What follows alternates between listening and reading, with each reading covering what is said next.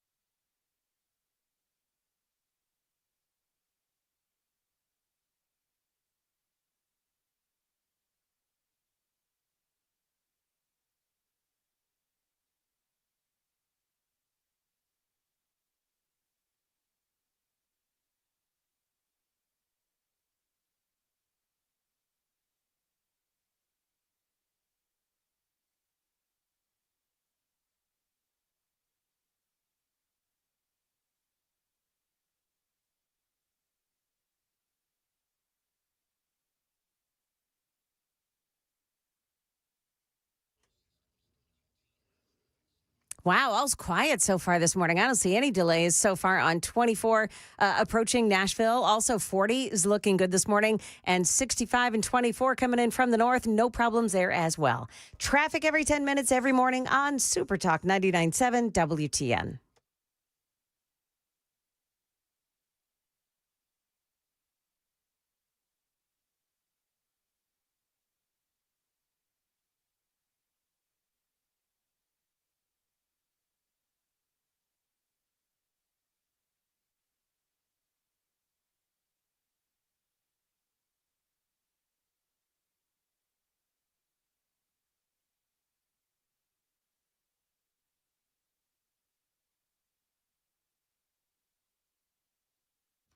.506 Nashville's Morning News on Super Talk 99.7 WTN. Good morning to you, friends.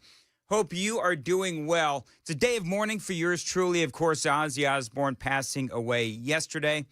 We're going to talk about that coming up at 5:35 on Nashville's Morning News. For those of you who don't know, I've got an epic a couple actually, of epic Ozzy Osbourne stories that I'm going to share with you because this, for me, Ozzy was a big part of my childhood. I'm going to tie it to my father, some issues that I had with my father. Oh, boy. We're going to go deep, Joan Jones. Let somebody get the leather sofa out. Dan's going to lay down and explain things. Listen, I'm not going to do it now. Okay. But it all stems from a poster on my wall when I was roughly 13, 14 years old. And so we're going to talk about that straight ahead. It was not my Bo Derek poster. It wasn't Farrah Fawcett? It wasn't Farrah Fawcett either. Mm-hmm. It was Ozzy Osbourne. Okay. Well, that speaks volumes. So we'll talk about that coming up on Nashville's Morning News. I don't know. Do you watch CNN in there, Joan? Sometimes, but not always. So CNN is here in the studio. And their big headline right out of the box, right? Exclusive, newly discovered photos and videos shed fresh light on Trump's ties to Jeffrey Epstein. Oh, my gosh. Dun, dun, dun. So, I mean, I saw this. I'm going to be honest with you. I kind of blew this story off earlier because to me it seems so frivolous. But here's what they say. Newly uncovered archived video footage and photos reveal fresh details about Donald Trump's past relationship with Jeffrey Epstein. 1993, Joan. They go back to these 1993 photos and they say confirm for the first time that Epstein attended Trump's 1993 wedding to Marla Maples.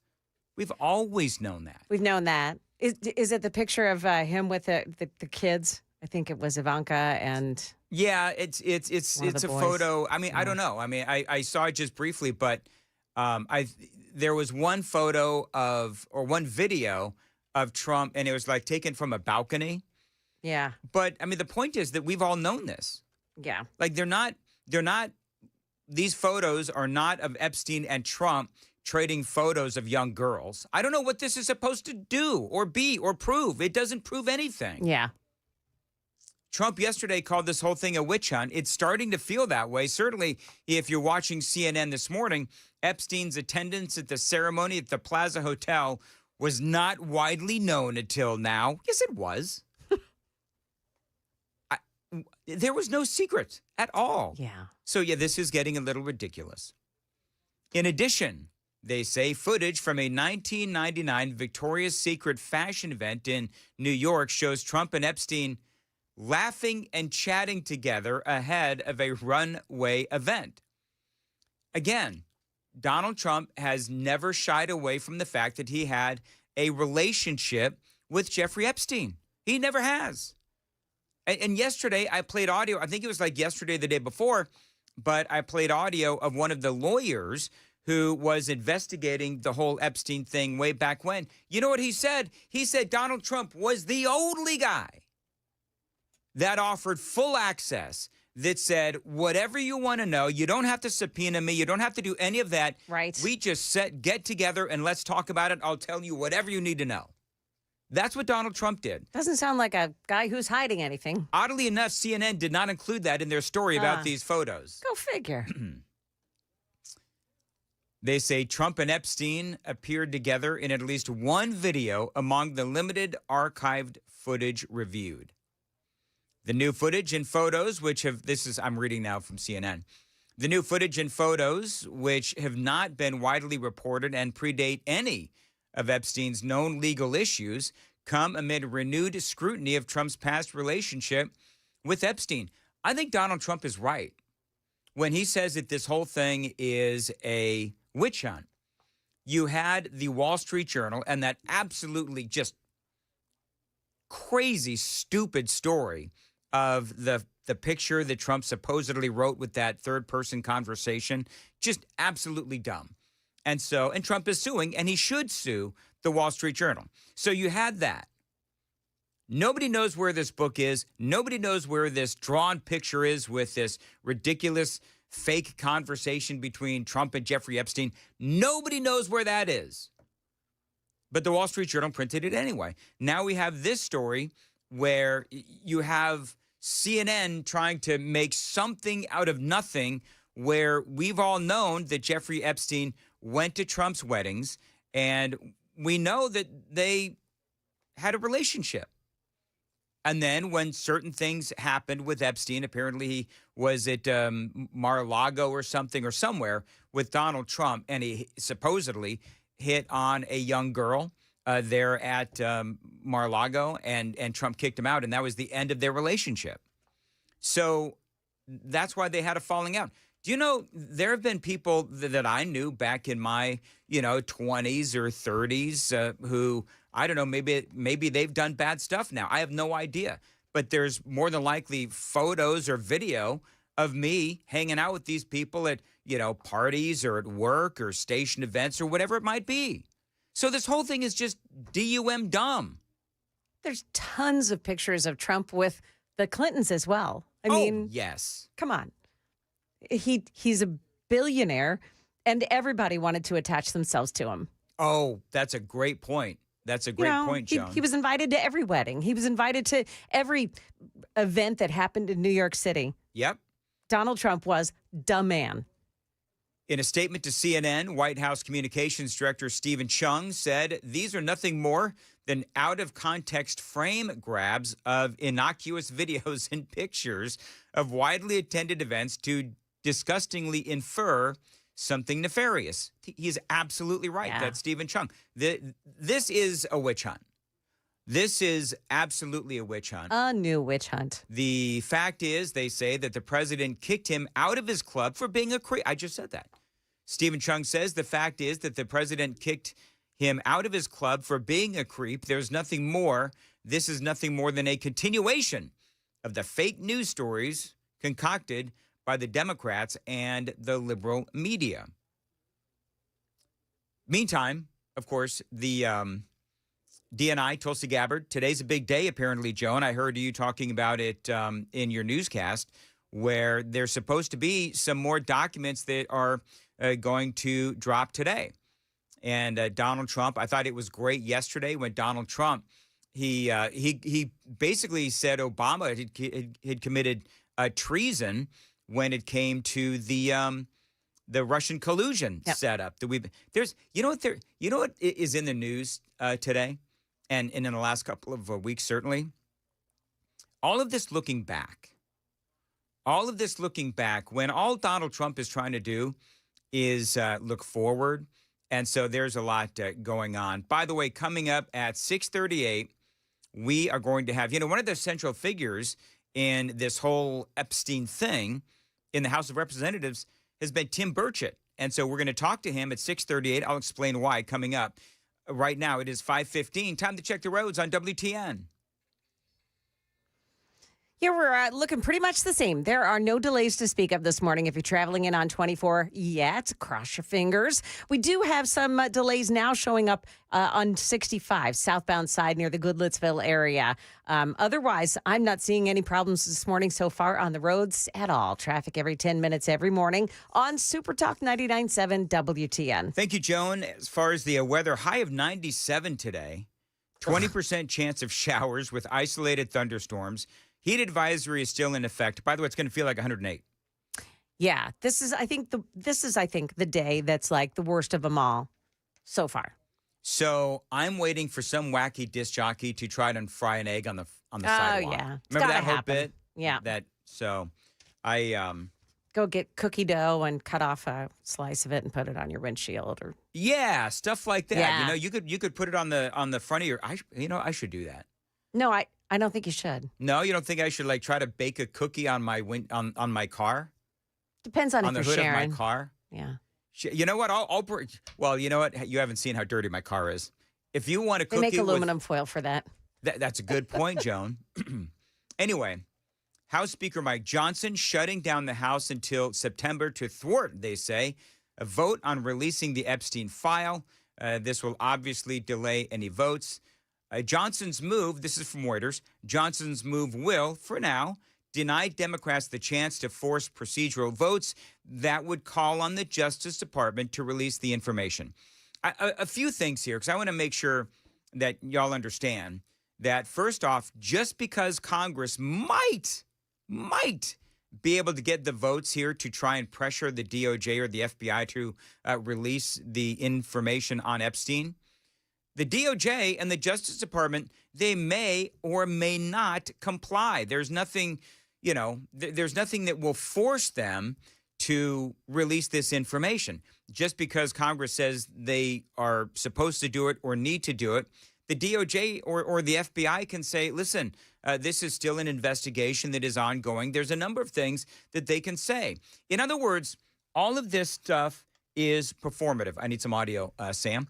So all of this is performative. A lot of this remains performative, and this is part of what the Republicans are having to deal with. The Speaker, Mike Johnson, really angry yesterday because he is being trolled by the left. He's being trolled by the Democrats. And a lot of folks, by the way, on the right as well, including, of course, Thomas Massie.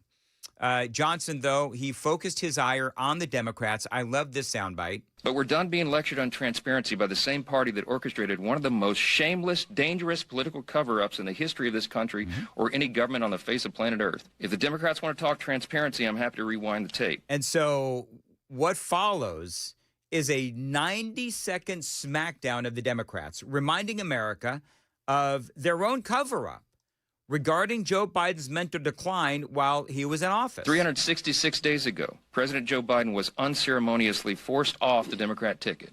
Everybody knows why.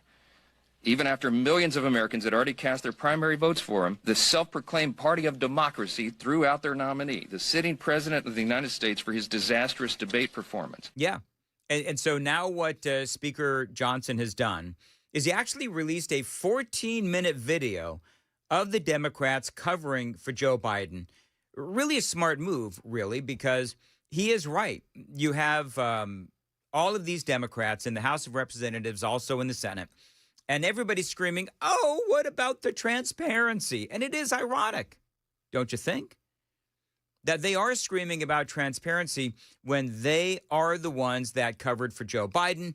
Reporters, though, the Speaker of the House said, you know what? These reporters, all of you all, should be asking these questions from the Democrats. Nearly every single one of the Democrats who shamelessly attempted to pull the wool over our eyes still holds office today. You ought to be chasing them down the hallways asking for their responses on that. Yeah, they won't be. So Johnson decided that he would go ahead and shut down the House early. The truth is that the Democrats, they don't have the votes right now to force that vote. They just don't. So that's why a Republican, Thomas Massie, introduced something called a discharge petition. Now, what that discharge petition would do is it would bypass House leadership, like Speaker Johnson. It would also bypass the Rules Committee, and it would actually force a floor vote after 7 legislative days. So to avoid all of that, Speaker Johnson is shutting down the House early. Ro Khanna is the Democrat leading the charge. Well, more and more Republicans are joining the call for a discharge petition, but the Speaker is not willing to have a vote. No, well, it looks like he does not. I would say to Ro Khanna, you do not have the votes that you need, at least not yet. Even if this was brought to the floor today, From what I can tell, they would not have the votes to try to compel the DOJ and all of these intelligence agencies to release the Epstein files. Again, this is all performative. So if it goes to but this is what the Democrats are trying to do. If it goes to the floor for a full vote, it gets House Republicans on the record heading into the midterm elections. So think about this. You vote no on releasing the files, then you're going to be accused of siding with pedophiles. If you vote yes, release the files, you'll be going against Trump's agenda, right? So you have even though Donald Trump has said, you know what, release the grand jury testimony. So it feels like everybody wants some of this or all of this Epstein information released. I do. But here's some of the other things that are going on here. Democrats are trying to distract. Democrats are trying to distract desperately, and they're trying to really try to find a lane to rally. Because the fact of the matter is that the Democrats, especially the Democrats in Congress, they are incredibly unpopular. They cannot get their act together, so this seems to be their rallying cry. They have, under Joe Biden, the last 4 years, they have all of that to contend with. They have no power legislatively. Their own party believes that they're weak and that they are desperate to fight Republicans. Their own party says you are too weak. You've got to do something to stop Donald Trump. So this is what the Democrats are really hinging their political future on. The question is, will it work? We'll have to see what happens. And by the way, Tim Burchett is going to join us at 6:38 to talk about all of this and a whole lot more. 5:23, and Joan Jones is in the WTN newsroom with the latest coming up at 5:30. Joan. Yet a baby died in her care. Now an Antioch daycare operator may be shut down. And the local congressman who wants Ghislaine Maxwell to be deposed on Capitol Hill. More on that story, too. It's all coming up here. It's 5:30 on Super Talk 99.7 WTN.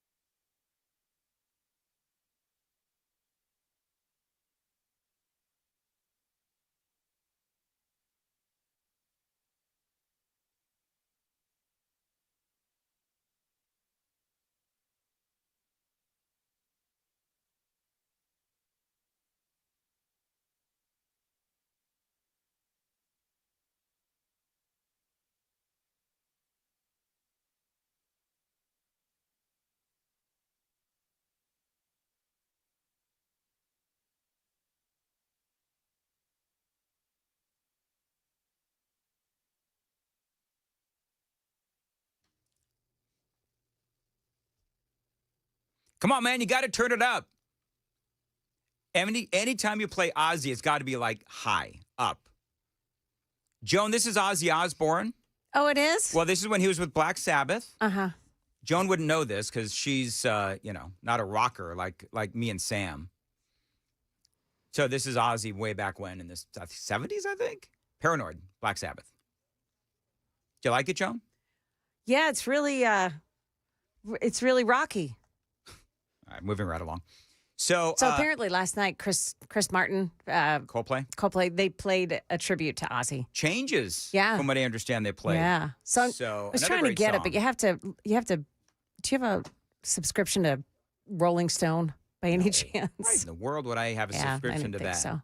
No. Okay. I don't know if I have the only thing I have a subscription to, and I'm deciding whether or not I actually want to keep it, is Wall Street Journal. Oh, and Daily Mail. I do Daily Mail as well. So those are the two things that I pay for. Wall Street Journal and Daily Mail. Now, Daily Mail irritates me maybe on a weekly basis. Yeah. Wall Street Journal has been a little more recent. It sure has. But you know what? The Wall Street Journal editorial staff or whatever, they're actually, they have good, they have a lot of positive things to say about Trump. But by and large, I'm not going to say that they're, really good right down the line journalists. Like this whole thing with this drawing of that Donald Trump supposedly made with the stupid card. Yeah. It feels like it's a deal breaker for me in the Wall Street Journal. It does, because it was so incredibly stupid. So anyway, whatever. It is 5:29, Nashville's Morning News on Super Talk 99.7 WTN. Let's see here. 4702 says this, Joan. This is what I'm dealing with. Okay. And I don't have time now. So, you know what? We spent too much time on Ozzy Osbourne. But it is so fascinating to deal with the audience ire when I talk about legit news stories. Right. And so we're going to talk about that and a whole lot more straight ahead, including my thoughts on the death of Ozzy Osbourne and a whole bunch of other stuff that we've got coming up here on Super Talk 99.7 WTN.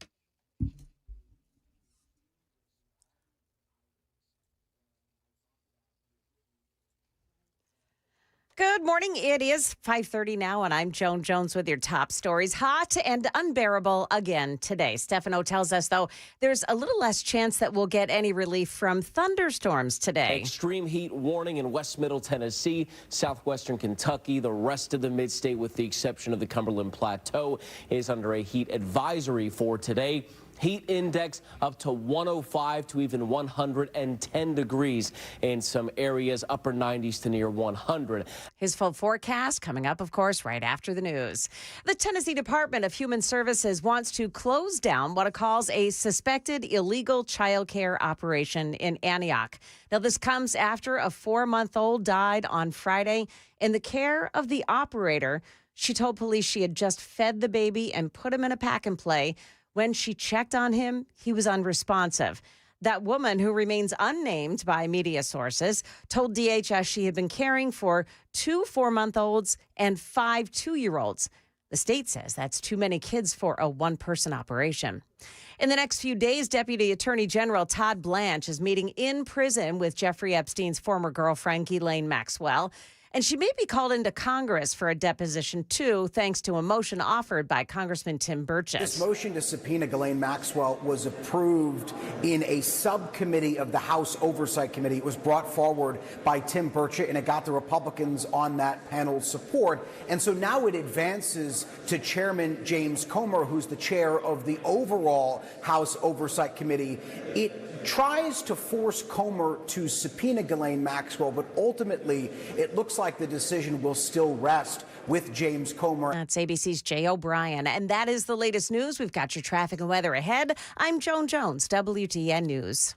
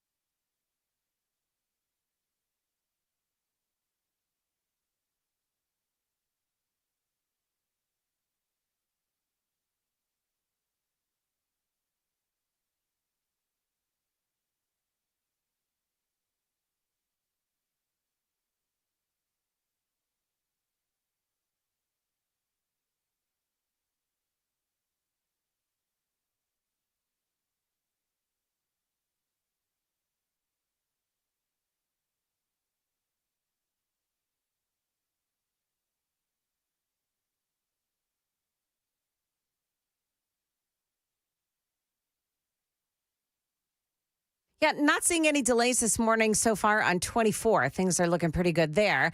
However, on 65 in the southbound lanes, right around the Goodlettsville area, it begins to slow down. Things are looking good on I-40 this morning, making your way into Nashville. Traffic every 10 minutes every morning on Super Talk 99.7 WTN.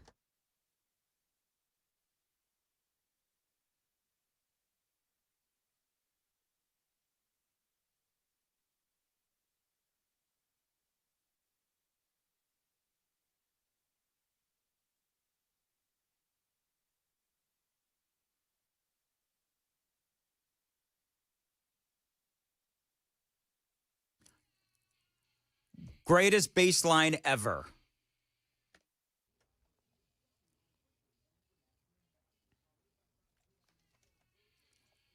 .537 Nashville's Morning News on Super Talk. Joan, this is also Ozzy Osbourne. Oh, okay. Just so you know. Is he with Black Sabbath at this point? No, he's not. This was from the 90s version of Ozzy Osbourne. Ah. That's the other thing.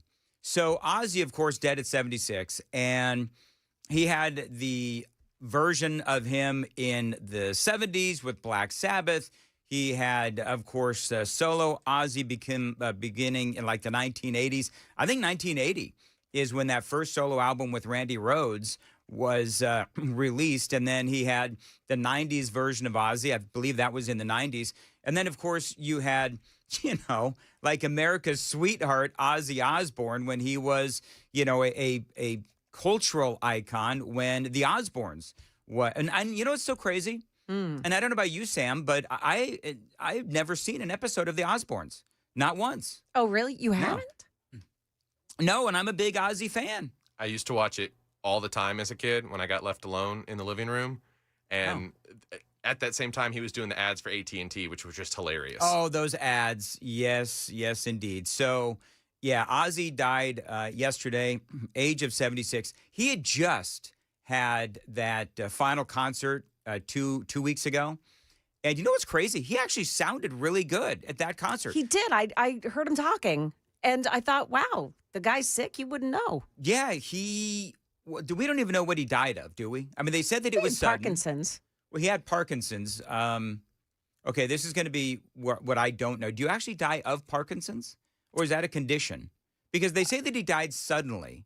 And I mean, I've had relatives that had Parkinson's, but they ultimately ended up dying of old age. You know what I mean? So I don't know if you can actually die of Parkinson's. Somebody said he may have had a heart attack. Other people, by the way, said that, they may have gone off to Switzerland so that he could have assisted suicide.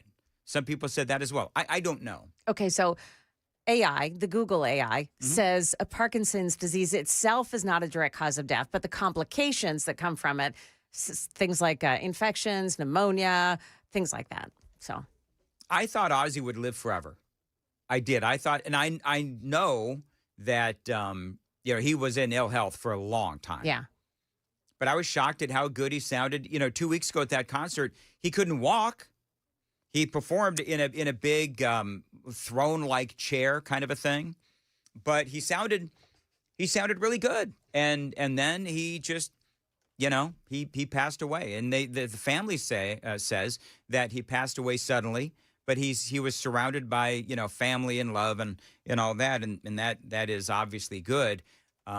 It's a shame that he's gone, but I got to tell you that how old are you, Sam? 29. So Sam is 29. I'm 57. And Sam and I both have major affection for Ozzy and what he meant to us. So I'm going to start. When I was a kid, I was about 13 years old, born in 67, 77, about 14. But I had in my room the poster for Diary of a Madman. So if you folks know anything about Ozzy Osbourne, Diary of a Madman, you've got Ozzy and his hair is just like he stuck his, finger in a light socket, and he looks like a madman. And so, Joan, look it up. You'll see it. Okay. I had that in my room. My mom and dad had been divorced for, I think, about 5-6 years at that point. My dad walks in. He never went into my room.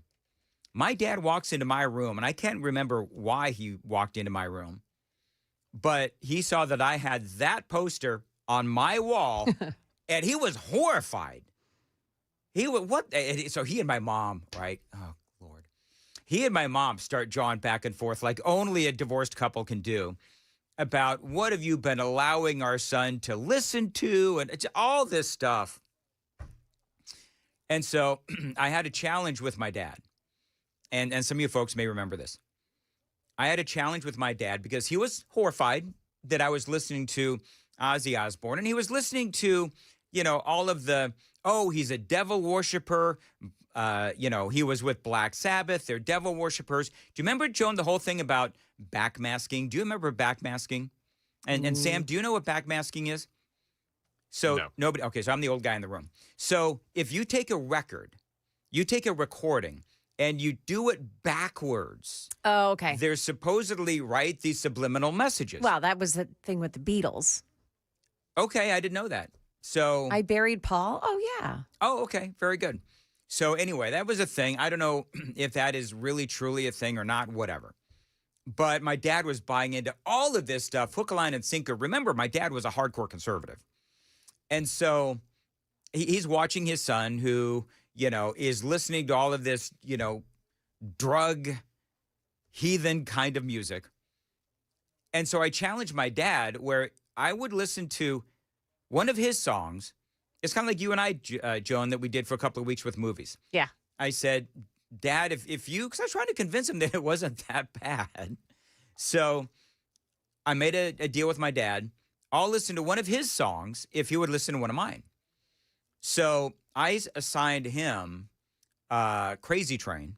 Okay. And he assigned me the Ink Spots. The Ink Spots. Oh, my the goodness. Ink Spots. Yeah, I from love like it. the 1930s or whatever it was. And if I remember right, I got through the entire Ink Spot song. And the Ink Spots, by the way, if I'm not mistaken, you can look this up. They were like, I think they're like a black group of some sort. And Yep, they are. Yeah, my dad loved them. And so he got through, I think, maybe All Aboard, with Ozzy and that first 15 seconds of Crazy Train that everybody knows. And he just like, he's grabbing his ears. He can't take it. And he said, son, I'm going to trust that you're not going to go to hell and that you're not going to turn to drugs and all of these other things. But it was like a constant thing with my dad. And there's a whole other story about wanting to go to an Ozzy concert that I can't get into now. But I have been a fan of Ozzy's for years. And I remember where I was, social studies class, when I found out that Randy Rhoads died. And Randy Rhoads actually inspired me to not pick up a guitar because that was 6 strings. I tried to play a bass guitar, which, I mean, it might as well have been 20 strings. I got no rhythm whatsoever. But it started me down this road of rock and roll music. And so then I started digging, like, Ozzy was first, and then it was like Van Halen, Ronnie James Dio, Dokken, Motley Crue, all those bands. And so I was just such a huge fan of that music. And my favorite Ozzy song is actually not one of the more popular ones. My favorite Ozzy song, and I was rocking to it when I was coming in, Steal Away the Night. Steal away, or whatever. So anyway, so that's my ode to Ozzy, which I just, I was so heartbroken to hear that he had passed away because of all of those memories, the battles with my dad, forcing my dad to listen to Crazy Train, all of that stuff, my love of Randy Rhoads, my all-time favorite guitarist. The guitar solo to Over the Mountain is one of the greatest things you will ever hear in your life. You know what? Weaver red-pilled me on a little bit of Ozzy and Black Sabbath stuff where I don't know. I made some stupid comment a while ago about Ozzy and not devil worshiping, but something like that, the dark side. Ken said that they are all, and I don't know this. I didn't really respond much to it after that, or do any investigation. But Ken said that Black Sabbath, they're actually like, they got their roots in Christianity. I don't know. And they were more like anti-government. I didn't understand it, and I didn't pursue it any more than that. Weaves, by the way, was almost in tears yesterday. I know. When he was trying to report the death of Ozzy Osbourne. So Very anyway, moved by it. Yeah. Now, Joan, did you have a favorite Ozzy song? That'd be a no. Okay. No. So, but do you know what the funny thing is, though? Here's what's funny. Sam, she could have said, when I said, hey, Joan, do you have a favorite Ozzy song? She could have said, I don't know. And she would have had a good Ozzy song. I don't know. Oh, there's a song called I Don't Know. See what I did there? How catchy. Sam, do you have a favorite Ozzy song or an Ozzy memory? So the first time, and it's still my favorite song, the first time I can remember hearing it with me and my dad, it was listening to music in the radio, driving somewhere, whether it was school, basketball games, whatever. And if it's something I hadn't heard before, he could see on my face, like, okay, I'm getting into this. And so Iron Man came on 105.9 The Rock, and he just absolutely blasted the dial, rolled the windows down. Yep. And the drum line in that song, super underrated. You talk about all-time great drum lines in rock and roll. Yeah. And of course, putting it in the movie when I was 12 or 13 years old, when that movie came out with Robert Downey Jr., that made it even cooler. Yeah. Kind of revived. I love how nostalgia has these cycles where it just comes back 25, 30 years later, and now everybody's loving it again. Mm-hmm. Yeah, I think. So you want to hear Coldplay doing changes? Because I was able to get it, thanks to Kenny, one of our listeners. I feel so sad. I lost the best friend I ever had. Does this sound familiar to you? She was my woman. I haven't. So Changes is a great song, although it's been many years since I've heard it. Yeah. But that's one of the ones that I have liked in the past. So were there any couples caught on Kiss Cam dancing to this that were married? Not that I know of. Did we talk about that, Joan? A little bit, I think. Had those two not like dove for cover when they were on the Kiss Cam, they'd be fine. They would be fine. Yeah. But they reacted so, and I mean, I suppose most people would. Yeah. If they were, married and doing what they were doing, and then all of a sudden they're in each other's arms, and then the Kiss Cam comes up. Pretty darn funny. Well, actually, that's. I mean, sad for the. Sad for their families. She just got remarried. Oh, did she? She had been divorced. She's got kids. The woman, the blonde? woman, the HR manager. Mm-hmm. I guess she's not getting another HR managing job. The funny thing is, most of us dread getting called to the HR office. Yeah. Not him. No, that was probably a happy time. Probably. Yeah. He's probably the one that insisted that the HR office have windows that are frosted. Yeah. You know what I'm talking about? I do. Yeah. Yeah, because I've been in offices where the offices are like frosted, the windows are frosted, so you can't see what's going on in there.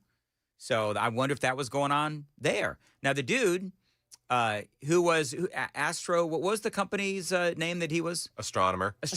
He was CEO of. Yeah. So he lost a gig, he's lost a marriage. And he's probably going to have to pay like your alimony and all that kind of stuff. And he doesn't have a gig. And his shares. I think he's losing out on his shares in the company too. Wow. So anyway. I mean, imagine the harm that he did to the company. They're valued at $1.2 billion. Are they?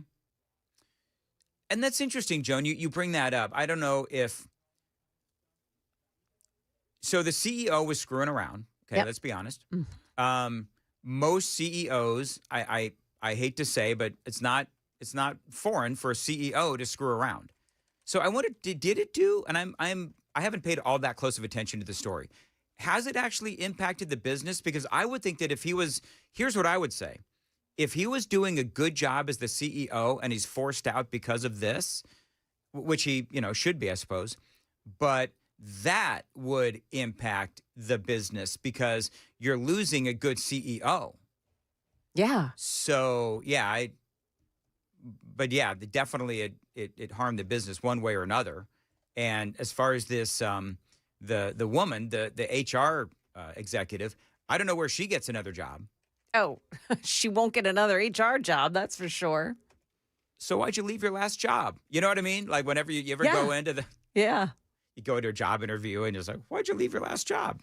What do you say? So this Are is you the interesting. CEO? Are you stupping? The new CEO of Astronomer says, "Hey, it was bad publicity, but at least it was some publicity, and everybody's talking about Astronomer now."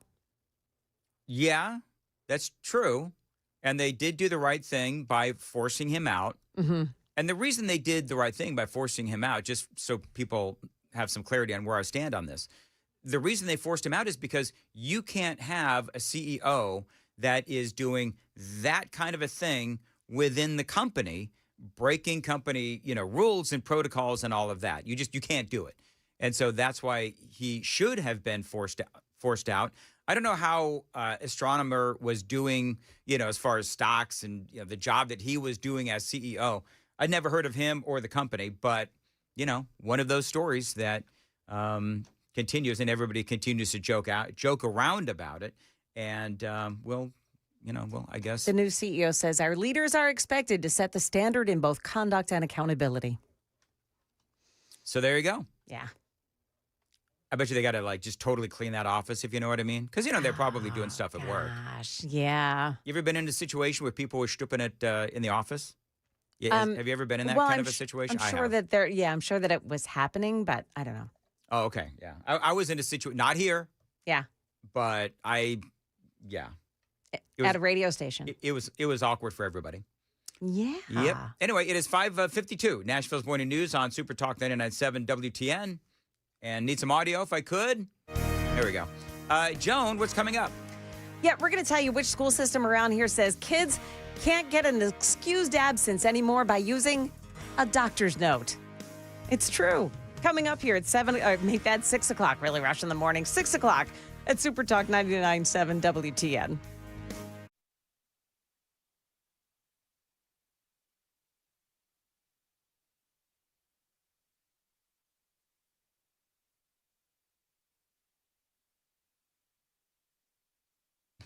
5:53, Mark Spain, real estate. Listen, it is really hot. And of course, this is also the time of year where the real estate market is actually pretty hot as well. So let's say you found your dream home, but you've got to get out of your current home.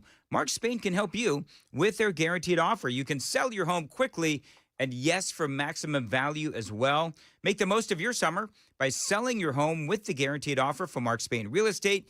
You can skip all the hassles of a traditional home sale and sell your home quickly without the stress of showings, open houses, or costly repairs. Now, Mark Spain Real Estate's guaranteed all-cash offer allows you to sell your home in as little as 21 days and move when you're ready. They've got over 13,000 five-star reviews, and you can trust the top real estate team in the U.S. to sell your home stress-free and for the most money. Call them at 855-299-SOLD, 855-299-SOLD, markspain.com to get a guaranteed offer on your home today. That's markspain.com and start packing.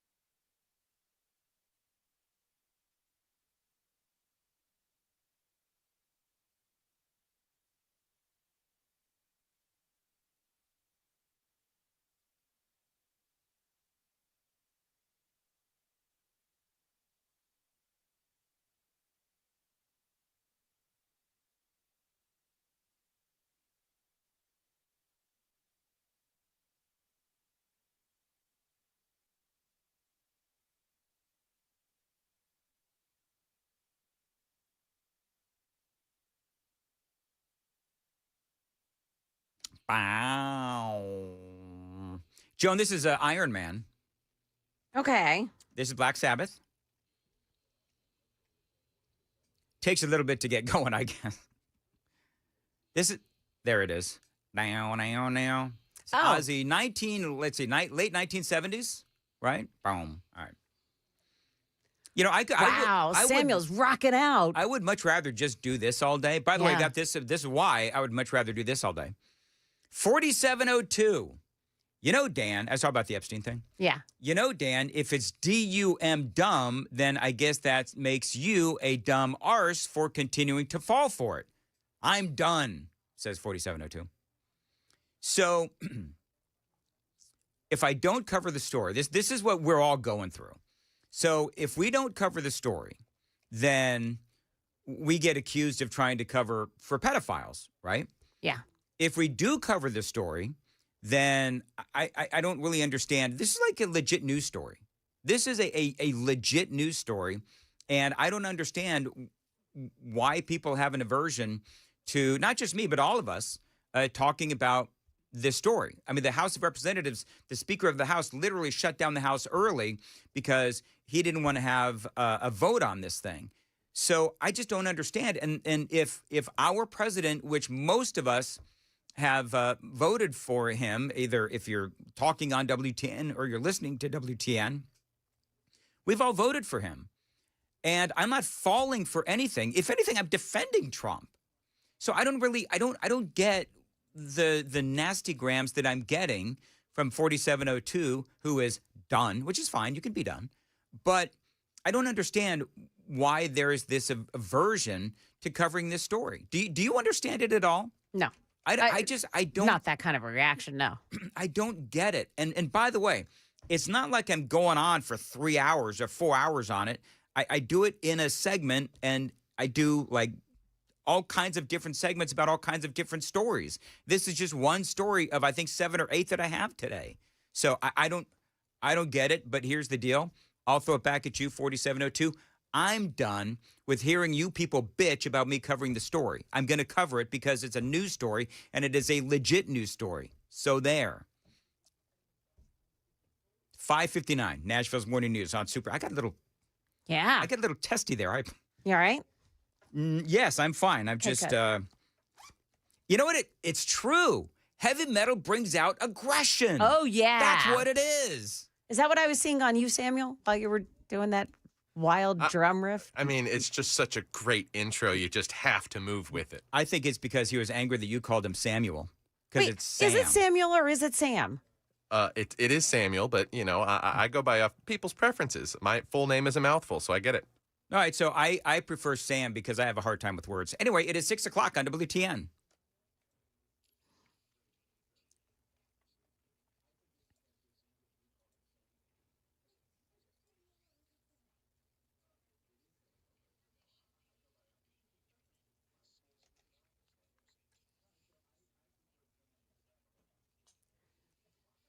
Good morning, 6 o'clock. I'm Joan Jones with your top stories. Word out of Washington that there's a new trade deal with Japan. Japan would also invest $550 billion in the U.S. at his direction, claiming the U.S. will get 90% of the profits, but not elaborating on what those investments might be. ABC's Nicole D'Antonio there. President Trump says the deal will create hundreds of thousands of jobs, saying also there's never been anything like it. A doctor's note isn't going to buy your kid an excused absence at Lawrence County schools. The board saying that now, after 3 absences, the school will start what they call an intervention. Director of Schools, Michael Adkins. If you got the sniffles, that's fine. You're going to have them when you go to work one day. We've all gone to work sick and hurt and beat up. Yeah, and after 8 or more days absence, the school will refer that student to juvenile court. Adkins says the new policy addresses chronic absenteeism. Last year, more than 14% of students missed 10% or more of instructional days. A bomb threat in New York City has been uncovered. Here's ABC's Rhiannon Alley on that. Authorities in New York City say they have foiled a bomb plot. They accuse a man of building homemade devices and then trying to set them off around the city. One IED was tossed onto subway tracks. Several others were stored on the rooftops of 2 apartment buildings. Luckily, none exploded, but authorities say Michael Gann ordered chemicals, cardboard tubes, and fuses online to make the devices. No word on a motive. Market numbers now brought to you by Beacon Capital Management online at beaconcm.com. Stock futures started to climb after President Trump announced a trade deal with Japan that includes a $550 billion investment in the U.S. and a 15% reciprocal tariff. If the momentum holds, the S&P could add to the new record it reached Tuesday, closing at 6309. The Dow added 179 points Tuesday. The Nasdaq slipped 0.4% from its own record. Investors will be closely watching a new batch of earnings reports Wednesday, including two heavy hitters, Google's parent company Alphabet and Tesla. Meme stocks are all the craze once again. Investors hoping to turn a quick buck are buying into Kohl's and Open Door Technologies, an online company that buys and sells residential real estate. A warning about artificial intelligence from the CEO of OpenAI. Sam Altman tells a Federal Reserve conference that the financial industry faces a significant impending fraud crisis because AI tools can impersonate a person's voice to bypass security checks and move money. Dave Packer, ABC News. And stock futures are all pointing up. The Dow futures plus 210, NASDAQ futures gaining 40, S&P futures are up 24 points. That's the latest news. Traffic and weather next. I'm Joan Jones, WTN News.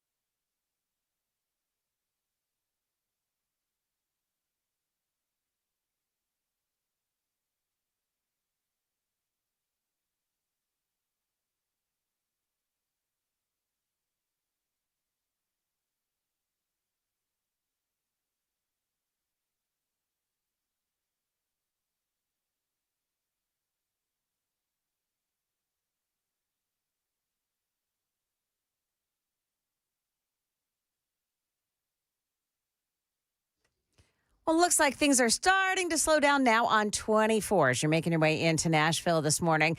The delays, however, not too bad. They're starting out in the Laverne area now. Still slow on 65 as you approach the Goodlettsville area as folks are making their way in. And 40 has no reported delays. Traffic every 10 minutes every morning on Super Talk 99.7 WTN.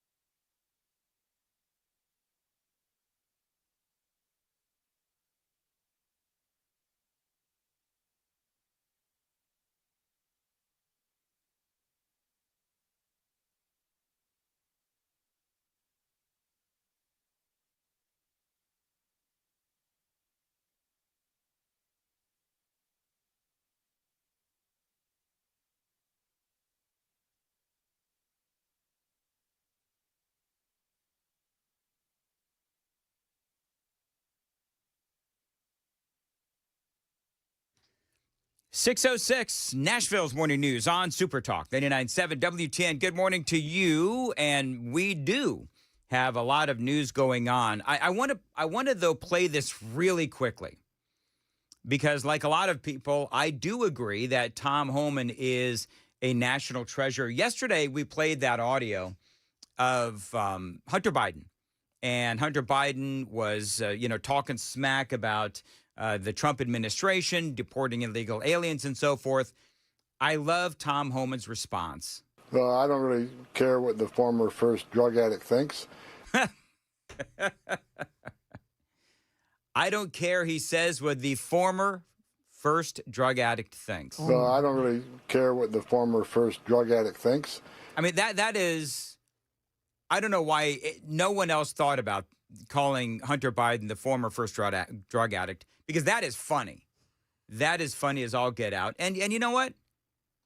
For Tom Homan and for the Trump administration, they do have a lot to be proud of when it comes to deporting illegal aliens. I just thank God every morning I wake up, we got President Trump in the Oval Office. And because of President Trump, in 7 weeks, we got the most secure border in this nation's history. And now we're arresting public safety threats and national security threats every day across this country. We've already arrested 3 times the number of criminals that Biden did during the same time frame. And President Trump has committed 2 weeks ago to prioritize sanctuary cities. Yep, and if there's, Donald Trump has done a lot right.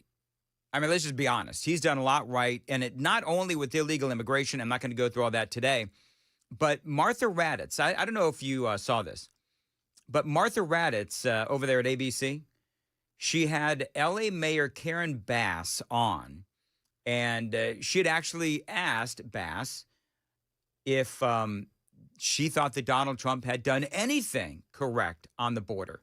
Listen to what she said.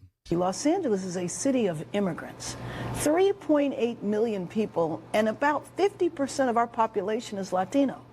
And so when the raid started, fear spread like a virus around the entire county. Is there anything good you think the administration has done in these 6 months at the border? If you ask me, is there anything that they have done good in terms of immigration? I don't know. I don't think so. She's not really very smart, that Karen Bass. I mean, when you have a border that has been shut down, when you don't have illegal aliens coming into the country, when you deport gang members and the like, then obviously she simply does not want to admit the good things that Donald Trump has done. I think that the viewpoint has been punitive, has been let's make it as miserable as possible so that these people don't come. You know, what's so funny is when I think about miserable, I do think about living in Los Angeles. I do. Under the reign of Karen Bass. But here's the best part. This actually made headlines. Martha Raddatz then comes back and she says, actually, Trump's border policies have actually worked. And whatever they're doing is certainly working at the border itself. We were down on that border, and it is dramatically different than it was a year ago. Absolutely. Now, why it is that Raddatz, and maybe she did and I missed it, but why it is that Martha Raddatz chose not to confront that opinion with Karen Bass is beyond me, but whatever. I saw this online just really quickly, because this is horrifying. The Biden administration set up a hotline so that unaccompanied minors could call if they had trouble with the strangers that they were being placed with. Now listen to this. 65,000 calls to this hotline went unanswered. So remember the story about the Biden administration. They let all of these minors in, unaccompanied minors and so forth. They let them all in, placed them with, for all they know, complete strangers. They lost thousands of children. They had no idea where these kids were.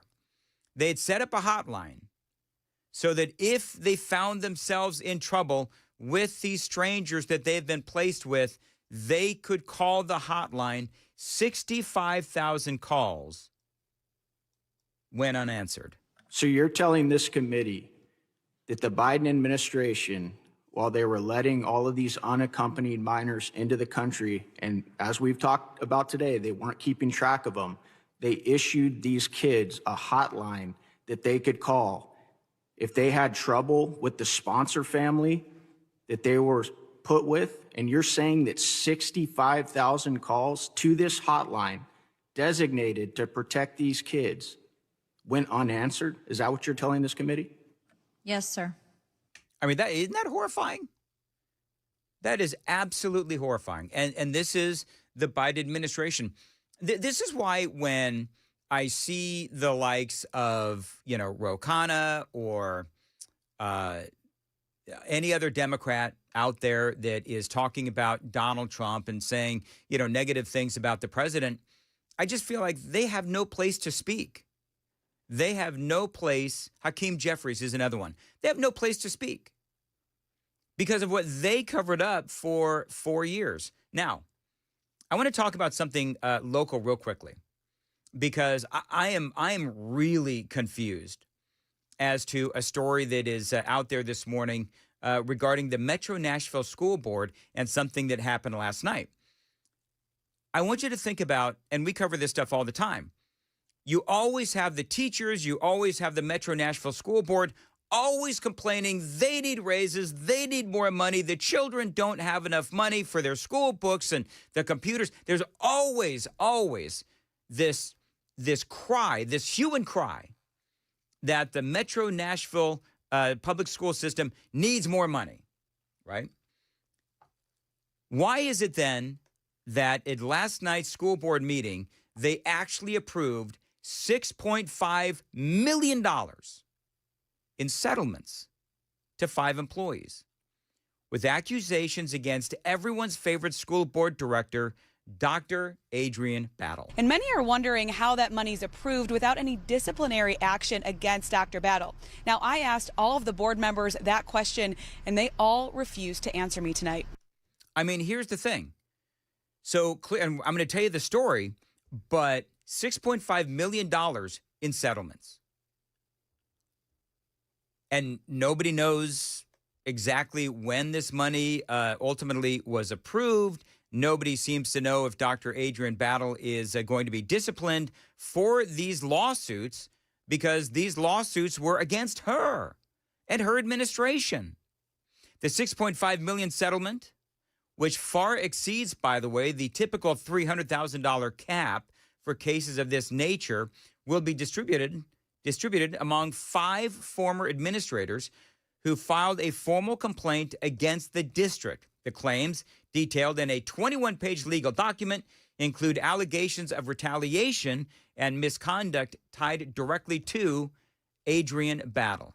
Now, we figured it out. We did the math. Well, Sam did the math. And we figured out, because remember, the typical $300,000 cap is what they will usually settle for. That's the cap. Well, we figured it out. You've got 5 people with these lawsuits against the Metro Nashville School Board, and each person then, if you divide 6.5 million times 5, it's 1.2 million. So each person apparently got 1.2 million in these lawsuits, again, far exceeding the $300,000 cap. And somehow, Dr. Adrian Battle has nothing to say and no disciplinary action will be taken against Dr. Battle. This is what they say. One of the incidents detailed in the complaint centers around Dr. Battle's brother, Coach Carlton Battle. Nepotism, anyone? 2 of the complainants reportedly supported disciplinary action against him after he was accused of fighting with a parent at a school event and mishandling school funds. Despite their recommendations, no action was taken and retaliation against the administrators allegedly followed.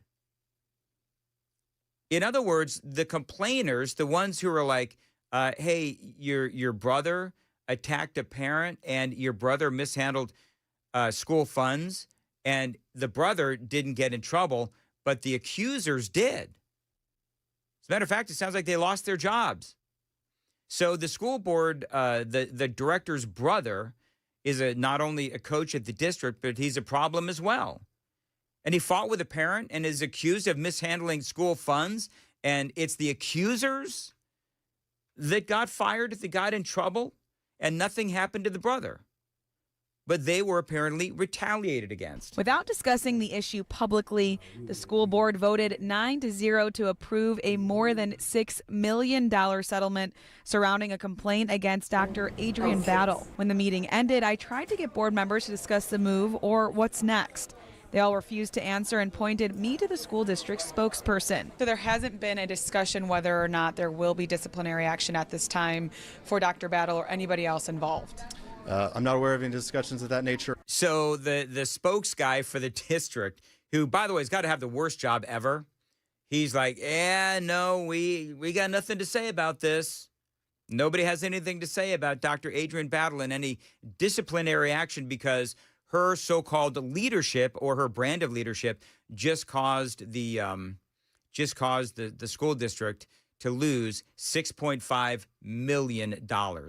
By the way, there was another set of controversies that was also part of these lawsuits. I've got that straight ahead. Time to check the roads on WTN.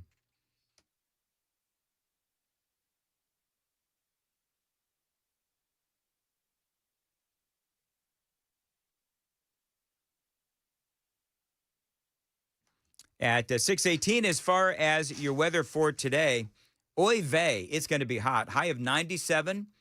In some places, it's going to feel like 108, 42% humidity, 20% chance of showers with isolated thunderstorms as well. Heat advisory is still in effect. Appreciate you listening to Nashville's Morning News on WTN. Talking about this $6.5 million that the Metro School Board has had to dole out to 5 different people because of some lawsuits related to Dr. Adrian Battle and her retaliatory type of leadership, so-called.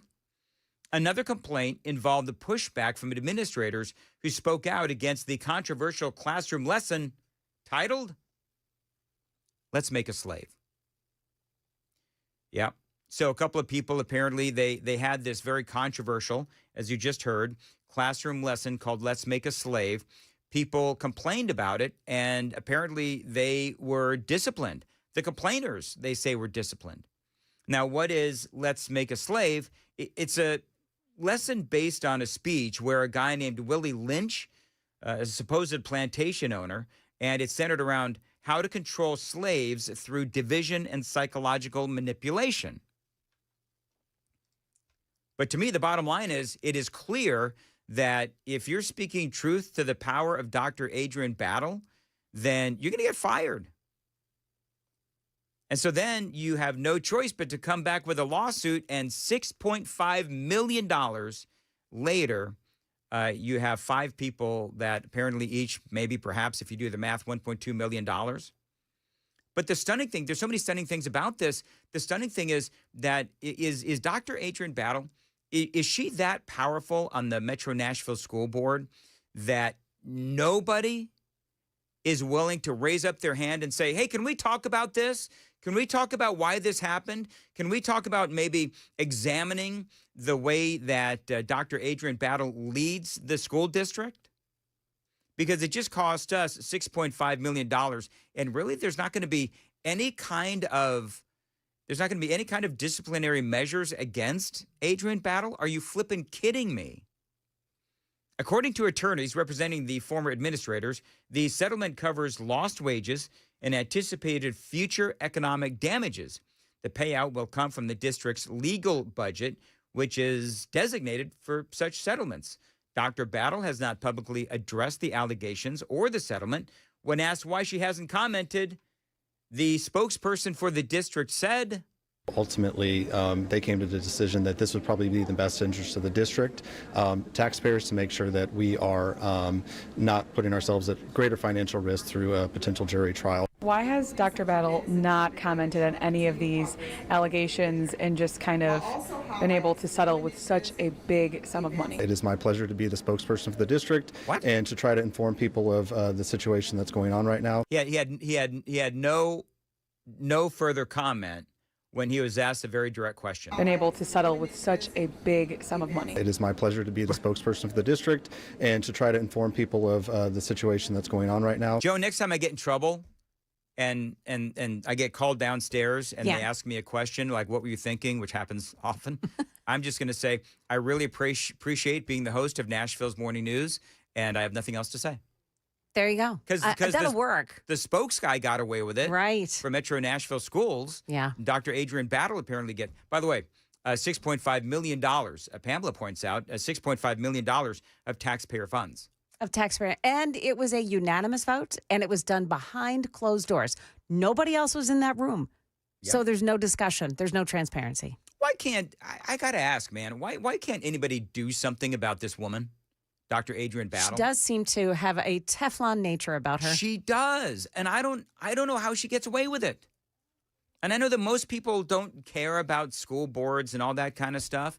But if you care about Nashville and you care about Tennessee, then you should care, and you care about your tax dollars, you should care about what's going on there in the Metro Nashville School Board, because with this kind of leadership, that's where your taxpayer dollars are going. It's sad. Anyway, 622. I care. You care? 622 and Joan Jones. I know Joan cares. I care. She's got the news coming up at 6:30. Joan. Yeah, some words from Stefano about what we can expect in today's weather. And I think you pretty much know the two words. Dan. What? Hot and sticky. Oh, hot and sticky. Yeah. You could always do Get with like, it, man. well, you could always do hot, hot, hot. Oh, yeah, okay. There's that, maybe later on, we'll do in the 8:35. Mm-hmm. We'll have fun and we'll play our favorite hot songs. Does Ozzy have any hot songs? I don't know if Ozzy has any hot songs. What, Super Texters, does Ozzy have an actual hot song? I mean, they're all hot. Right. I mean, especially the one that he did with Lita Ford. Oh. That was hot. Mm-hmm.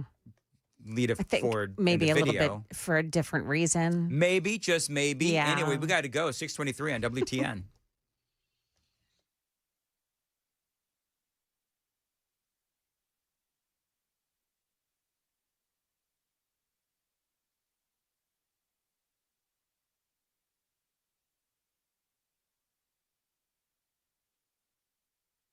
Hey, by the way, Congressman Tim Burchett is coming up at 6:36 on Super Talk 99.7. Yes, it is hot. How would you like to be living by the lake right about now? Listen, Dan Mandis here. Tennessee National, a lakefront resort, golf and marina community. They are releasing a whole bunch of brand new home lots right there. It is coming up on this Saturday, July 26th. It's a brand new phase of lake lots, one day only. Again, Saturday, July 26th. Listen to these deals. Cottage packages with boat slips, they are starting at $359.9. 1.5 acre lake lots with covered boat slips, $99.9. And move-in ready homes with free upgraded outdoor kitchen, $30,000 off. And the amenities are really good. Dare I say, the amenities are hot. A private golf cart access to a new marina and resort, 10 miles of walking trails, 3.5 miles of shoreline, of course, waterfront concerts overlooking the beautiful lake, and pickleball courts and pools, you name it, they've got it at Tennessee National. This is 20 minutes outside of Knoxville, Tennessee. Financing is available. You can enjoy life on the water. Don't forget the early release, Saturday, July 26th. Find them online, TennesseeNational.com, TennesseeNational.com. Check out your private tour, 865-408-9992. That is how you secure that private tour. Memories begin here at Tennessee National, TennesseeNational.com.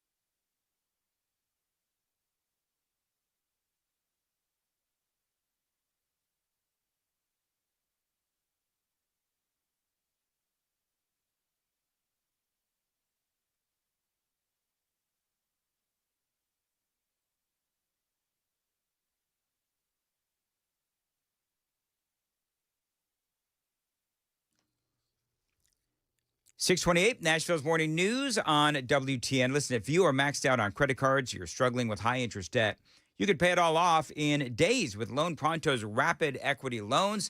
You can get cash out right now without touching your low rate first mortgage. No appraisals, no waiting, and no BS. It's what you get when you go through Loan Pronto. The rapid equity loan program at Loan Pronto is amazing. Now, one Loan Pronto client just got $300,000 approved in under 24 hours. Now, they paid off debt, they renovated their kitchen, and they cut their monthly expenses by $1,800. That is a huge turnaround. Loan Pronto, instant approvals, low rates, and no hard credit pull up front. Call them, tell them Dan told you to reach out, 615-499-5780, 615-499-5780. They've got an A-plus rating from the Better Business Bureau. So get debt relief right now at loanpronto.com. Equal housing lender, NMLS 166-1781 on approved credit, NMLSconsumeraccess.org.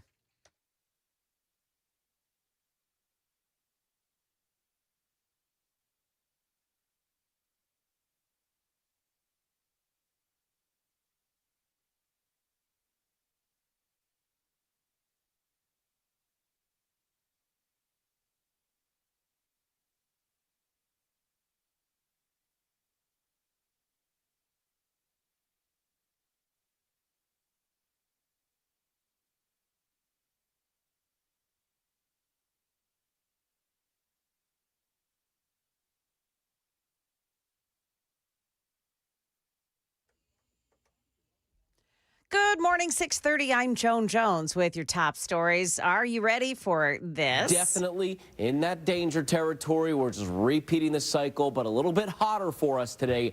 70s this morning, a little patchy fog, nowhere near as dense as it was this time yesterday. Mid to even the upper 90s today. Yeah, Stefano's coming up after the news with the full forecast. Stick around for that. The Justice Department is pushing for the release of federal grand jury material in the Jeffrey Epstein case, but federal judges are responding that it's not so simple.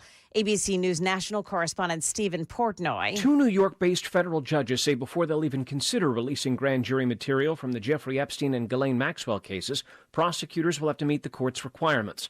The Justice Department will have to spell out a broader legal rationale for taking the extraordinary step and put forward proposed redactions to the grand jury testimony. The judges have also invited comment from victims and from Ghislaine Maxwell, who's serving a 20-year prison sentence for her role in the recruiting and trafficking of minors. Now, Tennessee 2nd District Congressman Tim Burchett successfully offered a motion that directs the House Committee on Oversight and Government Reform to issue a subpoena. That would compel Ghislaine Maxwell to appear for a deposition. And Tim Burchett is coming up here with Dan in just a few minutes after the news. The State Department is confirming that Special Envoy for the Middle East, Steve Witkoff, is on his way to Gaza. Here's State Department spokesperson Tammy Bruce. Special Envoy Witkoff is heading to the region now, to the Gaza area. And we all have, as the President and the Secretary and the Envoy, a strong hope that we will come forward with another ceasefire, as well as a humanitarian corridor for aid to flow. However, Axios is reporting that Witkoff is actually in Rome. There are negotiators from Hamas and Israel meeting in Doha. Witkoff will join them only if the Doha talks deal is close at hand. That is the latest news. We've got your traffic and weather just ahead. I'm Joan Jones, WTN News. Thank you, Joan. 632, Nashville's Morning News. You know, the weather here in Middle Tennessee, not only does it get incredibly hot, but it also gets at times incredibly stormy, which could end up killing your power.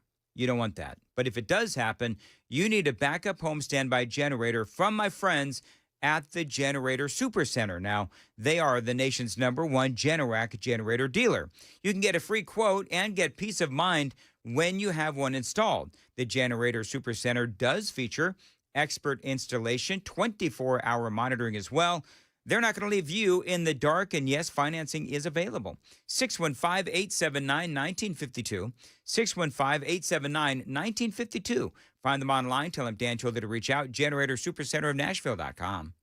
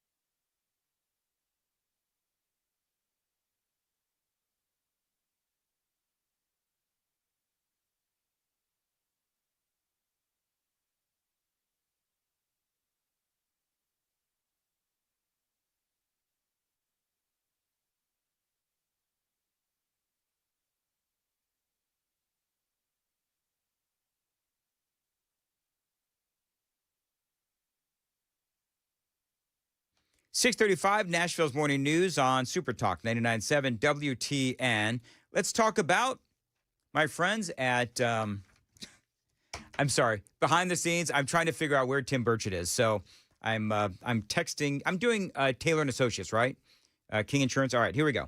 Dan Matt is here with a question for you. If your roof was destroyed in a storm, how much of that replacement cost would your insurance company cover? Now, if you don't know, you really do need to ask. I say yes now. This is so bad. Some insurance companies won't pay full replacement cost. They will deduct money for an older roof. Now, this means that the insurance company is going to depreciate how much they pay for your roof claim. If you've got an older roof, they're going to pay you less. That could leave you on the hook for thousands of dollars. Now, my friends at King & Associates Insurance, they will pay full replacement cost. So whether you have to replace a 10-year-old roof or a 2-year-old roof, they will pay for it to be replaced, period. It is that kind of focus on customer service that makes King & Associates one of the best insurance companies around. Check them out today at 615-329-8121. 615-329-8121. Get your royal review to kinginsurance.com.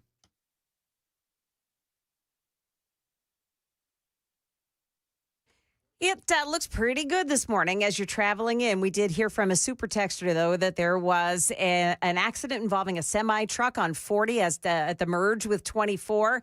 Not seeing that on the cameras, and the traffic center has not spoken about it yet, so not really sure if it's causing a traffic backup. We do have some normal volume delays on 24 making your way into the city this morning, and they're starting now around the Smyrna area, and looks like 65 is backed up into Goodlettsville still this morning, but that backup is getting just a little bit longer. Traffic every 10 minutes every morning on Super Talk 99.7 WTN.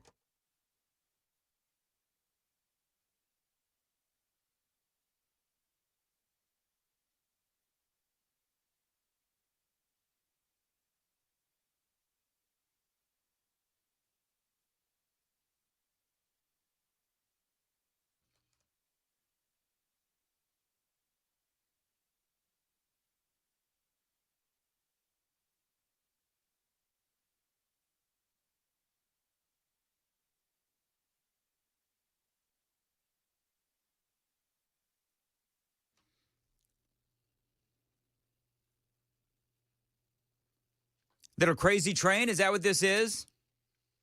Live version? By the way, Sam, real quick, did you ever see Ozzy in concert? I've seen him a few times. I never had the luxury. Oh, man. He was really good. Really good, especially with that Randy Rhoads guy. Speaking of Crazy Train, CNN, real quick, and then as we await Tim Burchett, Congressman Tim Burchett to call. So you know that President Trump is talking about the situation with Barack Obama, James Clapper and Brennan and all these folks, and how they basically set up the whole Russian collusion thing. So CNN has a headline, and basically the headline was, Obama responds after Trump baselessly attacks him regarding Russian collusion. And I'm sitting here thinking, when you say baselessly, there's all these documents, and listen, you may, I would say to CNN, you may believe that Tulsi Gabbard has no credibility. You may believe that, CNN, but the reality is that the paperwork is there, and the receipts are there, and it's not up to CNN as a news organization, I'm air quoting, it's not up to CNN as a news organization to decide whether or not the claims being made by the Trump administration are baseless or not. I mean, they actually had that in a graphic. So you got John Brennan, you got James Clapper, you've got Barack Obama, you've got all of these folks who, it looks to me, and it looks like a lot of people, that they tried to set up the Trump administration the first time around, and they did set up the Trump administration the first time around. There is Tim Burchett, and he is calling right now, and we're going to put him on hold. I got a lot of questions. This is going to be a short interview, sadly, because he's got some other commitments to make. He's Tim Burchett, very much in demand because of what he did yesterday. Let's talk. Congressman Tim Burchett, how are you, friend? Hey, I'm great, man. got me a little early. I'm just got out of the gym and walking up to my office. So if I get out of breath, you'll understand why. Okay, no problem at all. And I know that our time is a little short this morning. So you offered a motion in the Oversight Subcommittee to subpoena Ghislaine Maxwell. It was approved. So what's the next part of this step? I mean, do you think she'll actually be testifying in front of Congress? Yeah, Chairman Comer agreed to the subpoena, so he is going to he will put it forward. And the way I understand it is now we have to work it out with the federal authorities. I understand Ms. Maxwell is in the middle of an appeal process, and her safety, of course, is of concern, getting her in and out. And it might be better if we just go interview her behind bars, more or less. So that's the angle I'm taking right now. I'd like to see it happen. I think America wants to see it happen.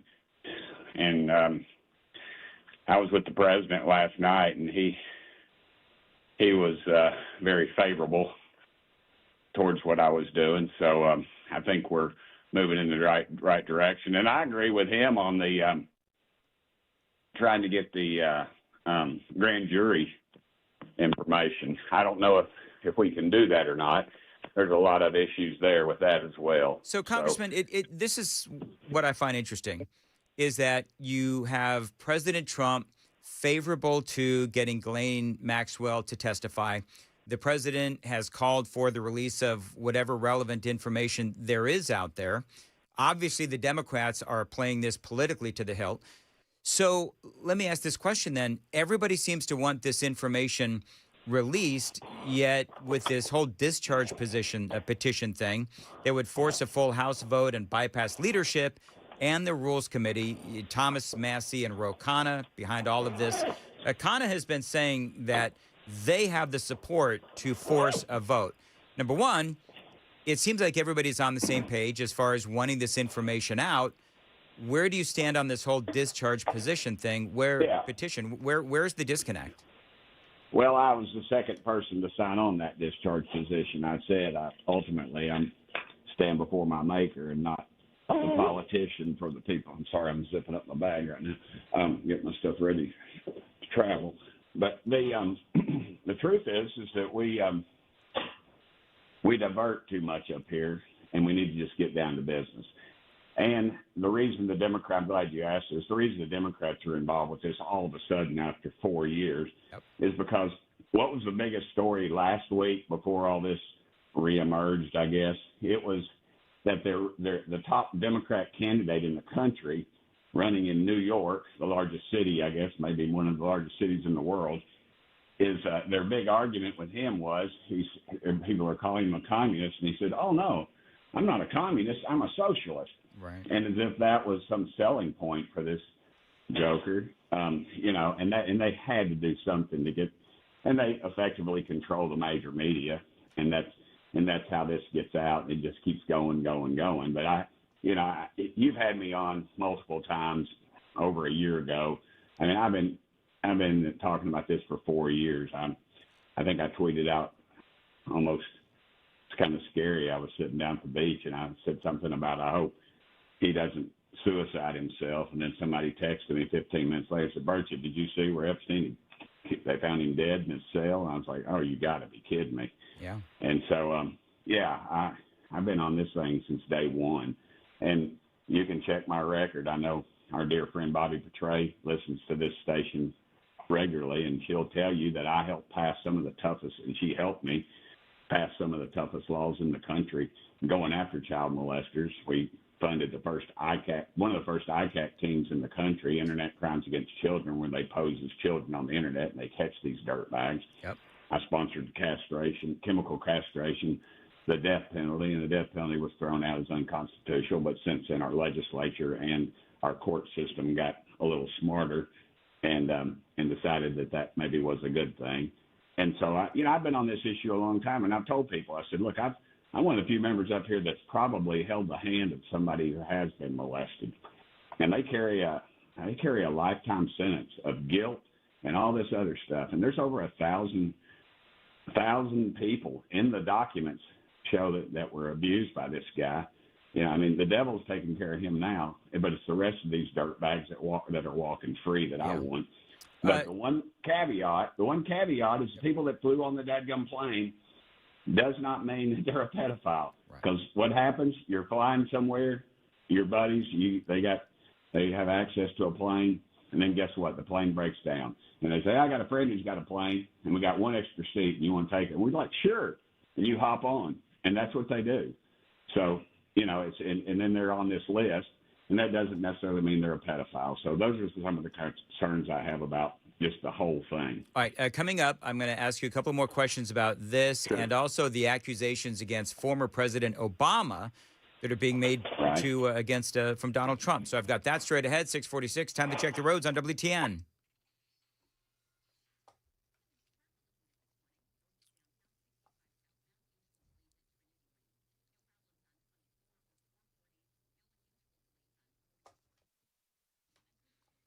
As far as your weather, it is hot today. We're talking about a high of 97. Feels like in some places 108. A chance of some showers as well, isolated thunderstorms.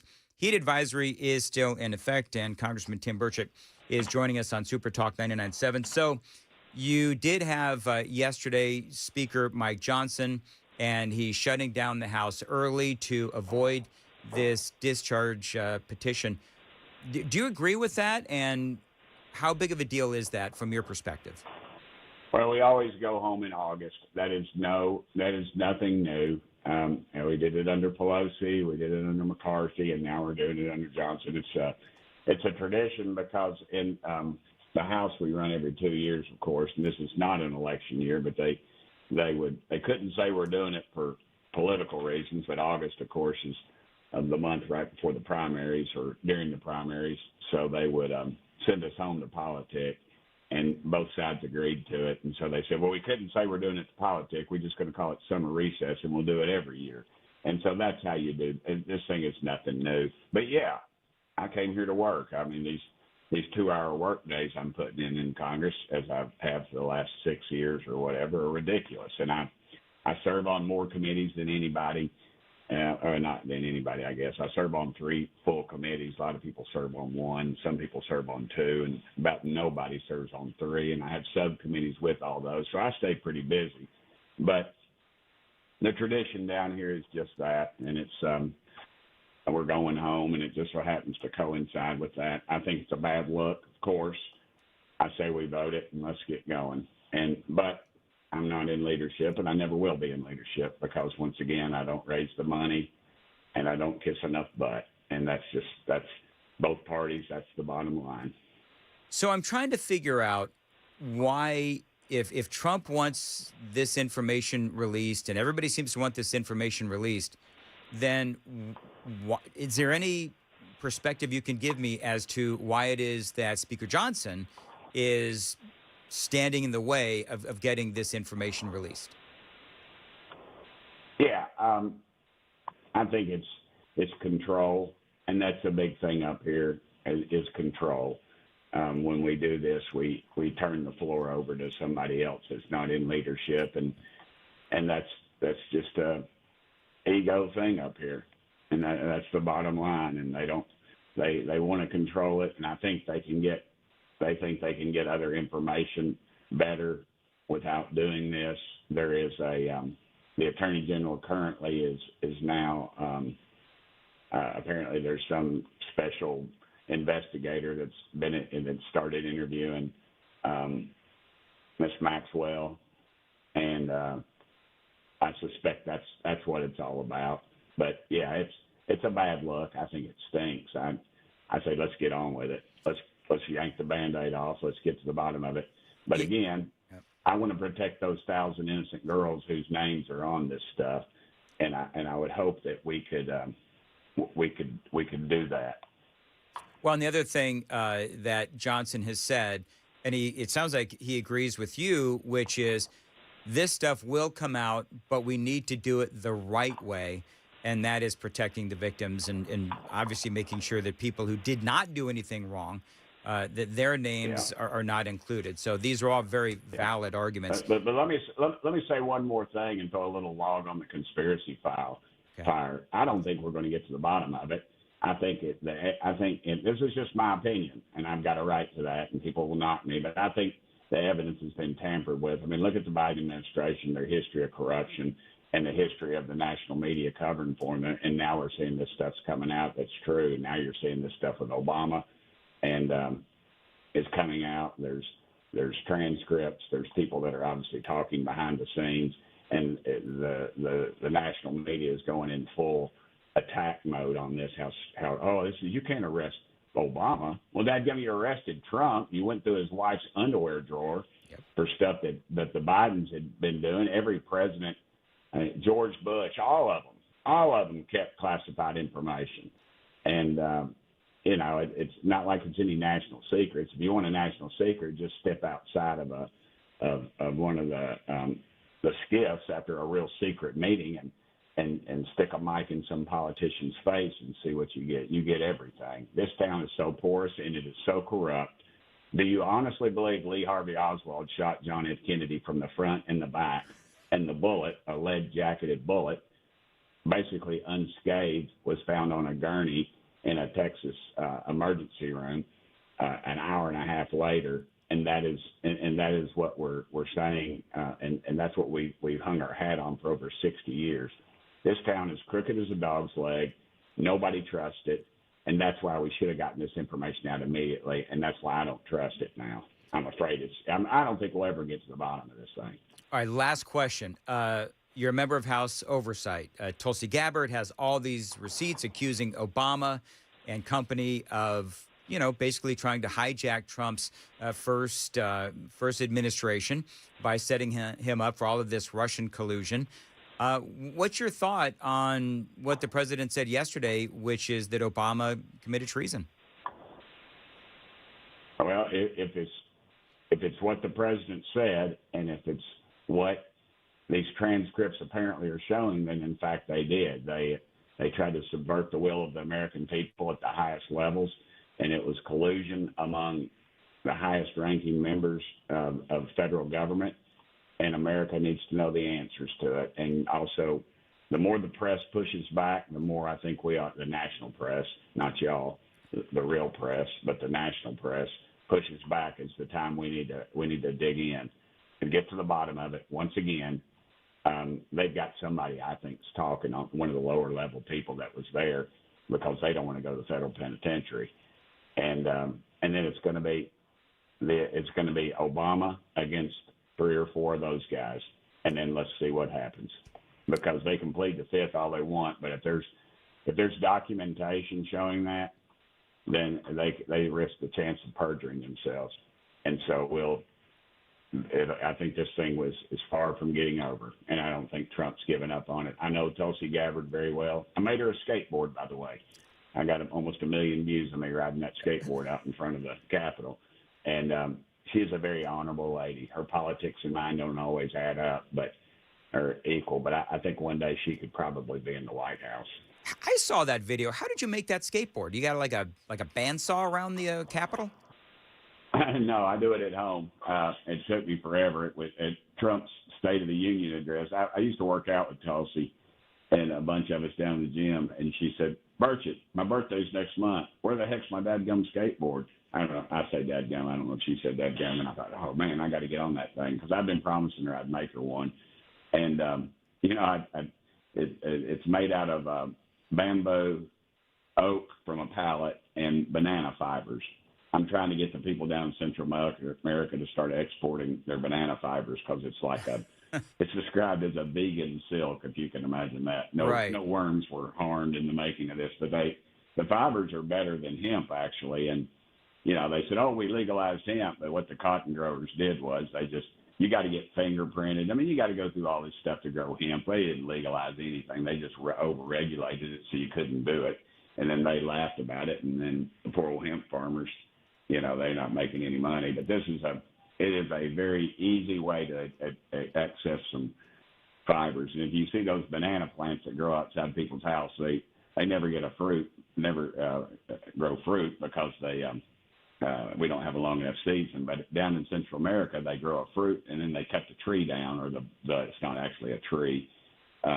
and they cut it down. They only get one fruit a season, and then they burn the stalks, which is environmentally unsound. But there's an incredible fiber in that, and if you'll make $5,000 a year in Central America, you'll stay down there and work. And I'm trying to develop a tax incentive for American companies to invest down there. I don't want sweatshops, but we could really do some good trade with Central America and protect them from the Chinese who roll in there with all their magical stuff. They call it a Belt and Road Initiative, and they just yank the rug out from under them. But anyway, it's a long story. I make it with that, and I laminate it. I've got a skateboard press in my barn, and I'm wanting to get into business with it. But it's funny. You can insider trading. Hey, well, yeah, you can do that. Yeah. Skateboard company. I don't know. I'm running it through ethics right now to see if I can start it up. Listen, So, this is Nashville. You ought to start making guitars. Yeah, I've thought about that. I could.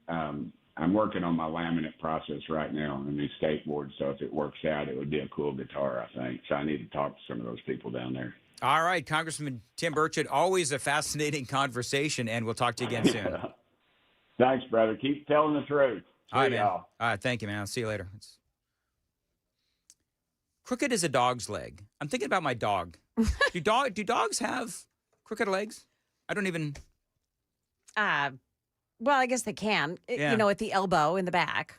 Yeah, I guess that's true. Yeah. Okay. Very good. I checked the saying is technically crooked as a dog's hind leg, a common idiom used to describe something or someone extremely dishonest or morally corrupt. It implies a lack of integrity and trustworthiness. Well, that is dadgum. Dadgum, all of Washington, D.C., man. All right, we are way. You know what's so funny? Like, they were really adamant about he's got to be out by 6:55. He's got to be out by 6:55. His story about the skateboard took me to 56. I'm just saying. Anyway, there you go. All right, I need audio if I could. There you go. Joan has the news at 7. Boy, we're running way late. Go ahead, Joan. Yeah, the identity of that woman struck and killed on I-40 yesterday, now released. And why Pam Bondi fired a New Jersey prosecutor. Those stories and more at 7 o'clock on Super Talk 99.7 WTN.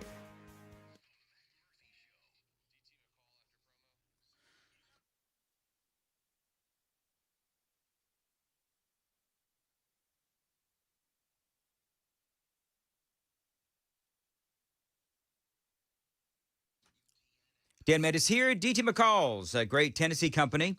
They are here for their fellow Tennesseans with great prices, great selection, and terrific value as well.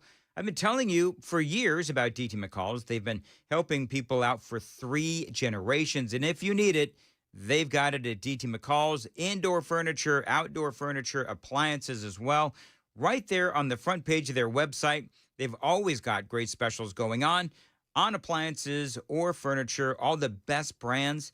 You need it. They've got it at great prices at DT McCall's. They've been proving it for 100 years with a focus on customer service. Check them out today. 5 locations across Middle Tennessee: Carthage, Cookeville, Lebanon, Lafayette, and Franklin. Always online, dtmccalls.com.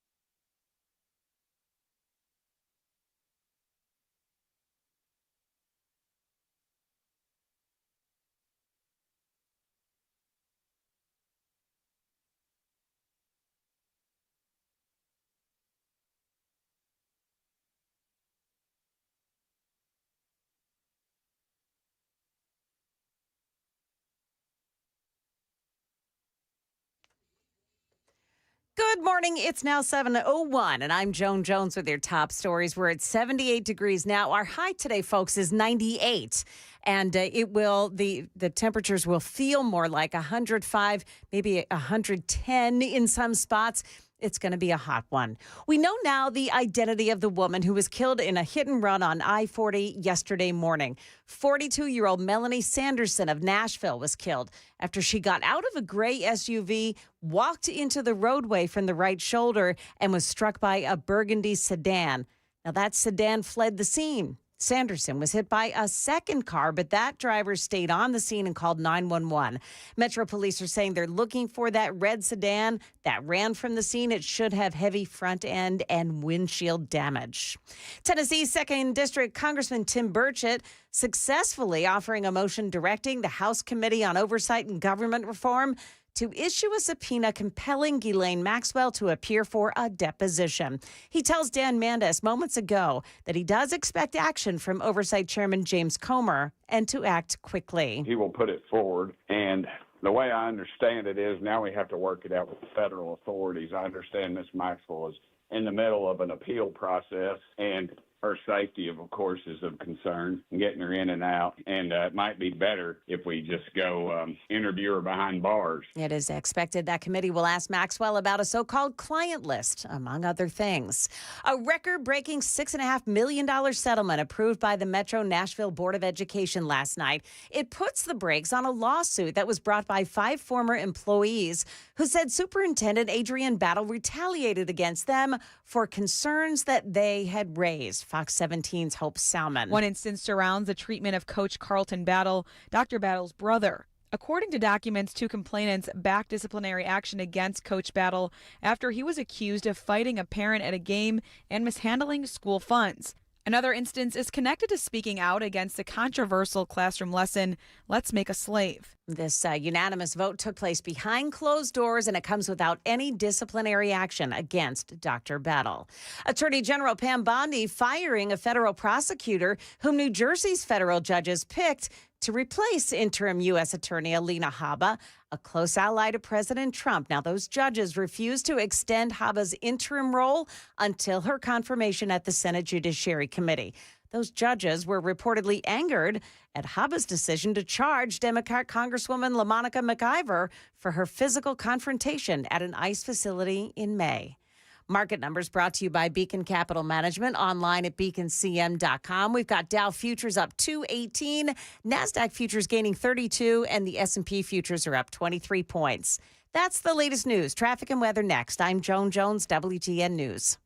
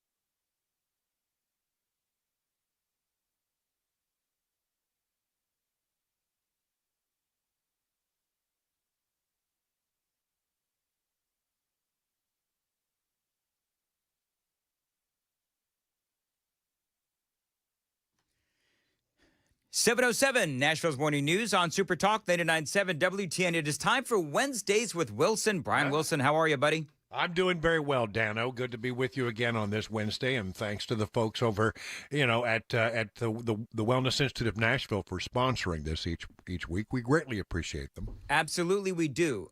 There is so much going on. Where do you start? I know every day. I mean, I got to fill in on Monday, and it was like, oh, good, because there's so much that I need to talk to the folks about. Mm-hmm. Right now, the only person who hears my rants is my bulldog, and she's getting a little tired of it. So I can imagine. You don't force Cabana wife Wilson to listen? No. She, by the time she gets home at the end of the day, I've got it all out of my system. You got it. All right, real quick. So let's talk about the extraordinary moment. Donald Trump accuses Barack Obama of treason. Listen to this. This was yesterday in the Oval Office. It's there. He's guilty. This was treason. This was every word you can think of. They tried to steal the election. They tried to obfuscate the election. They did things that nobody's ever even imagined, even in other countries. And we have all of the documents. And from what Tulsi told me, she's got thousands of additional documents coming. So President Obama, it was his concept, his idea, but he also got it from crooked Hillary Clinton. Crooked is a $3 bill. Actually, I think Hillary Clinton is as crooked as a dog's back leg. Hind leg. That's what Tim Burchett said earlier. That's anyway, so, I mean, I think everybody knows the story by now. I've been covering it. I'm assuming everybody else has as well. Obama and his henchmen tried to frame Donald Trump after the 2016 election, really trying to handicap him and wrapping him up in all of these investigations. And Brian, Tulsi Gabbard says that she's got the receipts. Yeah, that's going to be real interesting. There's a part of me that says this is a huge story and a huge scandal, and it takes a little while to dig through and find this stuff. That they have found it is, to me, quite amazing. But is there really there? Let me just throw out one caveat. And look, if this was happening during a Democrat administration, I would be sitting here saying, you know what, the Democrats are trying to change the topic. They're throwing this up in order to change the narrative. And what is the narrative that they want to change from? They don't want to talk about at the Trump White House Epstein. And so there's a part of me that, I just can't help it. I look at it and I say, are they throwing something up in order to change the narrative, or is this really as big a deal as they say that is? So it'll be interesting to see how that all gets worked out. One of the things that I just had Congressman Tim Burchett on, and talking about, the White House and the Republicans not wanting to talk about Epstein, but it feels like they are. I mean, Trump is talking about it. He wants Ghislaine Maxwell to be able to testify in front of Congress. You've got a lot of other folks that are out there basically saying the same thing, calling for transparency, the grand jury information. I don't think that Trump has a serious problem here, except that, look, there are pictures of him and Epstein together. Right. And he has been very clear that he was an associate and a friend of Jeffrey Epstein's for quite a while. But he then severed that relationship because he saw things he did not like, and saw business dealings he did not care for, and behavior with young women that he didn't agree with. That's the story. Now, here's the problem: people are not very good at nuance. And so if you say, well, yeah, I know that I'm mentioned in these files, and I know that there are pictures of me and him together, but I didn't do anything wrong. It's entirely possible that is true, but will people believe it at this point? And that's the problem. The real problem with this whole thing involving the Epstein file is that no matter what they do now, people are going to not believe that they've seen it all, that they held back something. How in the world can you convince people, no, you got it all? That's all there is, and there wasn't anything there. It's just, people are always going to have their doubts at this point.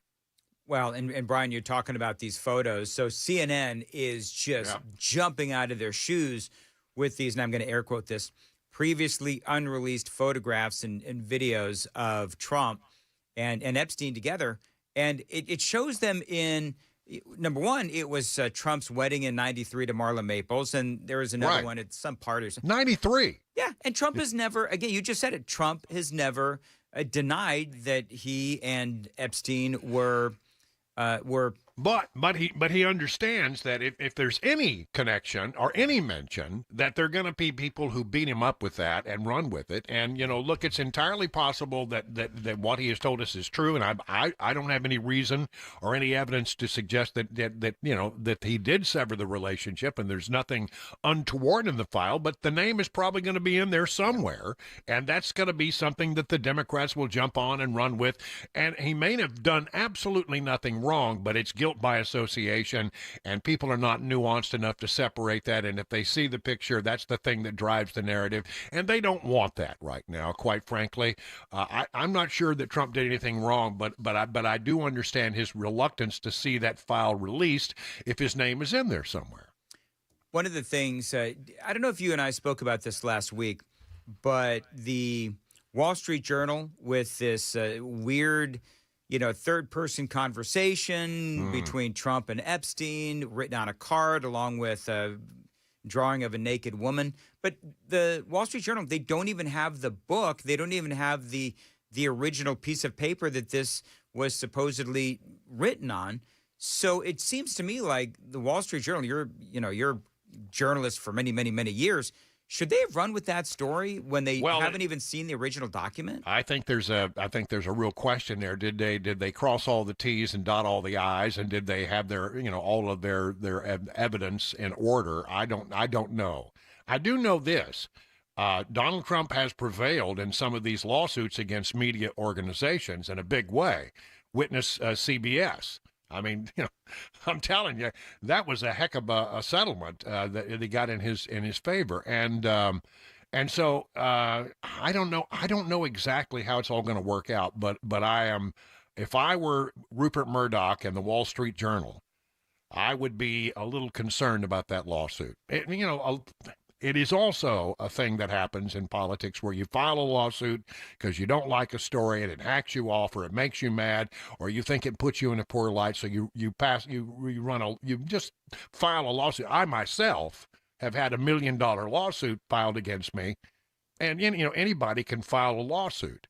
It doesn't mean that there's any merit to it. So I don't know if there's merit to this or not, but he has a history of winning these kinds of cases. Well, and it just, to me, for the Wall Street Journal to print that story without ever having seen the original document, to me, it just seems careless. All right, coming up, going to talk about a number of different things, including Colbert, and also a local issue that we want to talk about in regards to Metro Nashville Public Schools. It's all straight ahead, 7:15. Time to check the roads on WTN.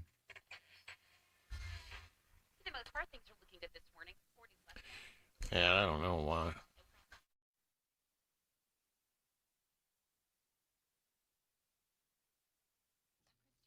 As far as your weather today, it is going to be hot, a high of 97. Heat advisory still in effect in places. It's going to feel like 108 and possible isolated thunderstorms as well. Brian Wilson is joining us. All right, Brian, real quick.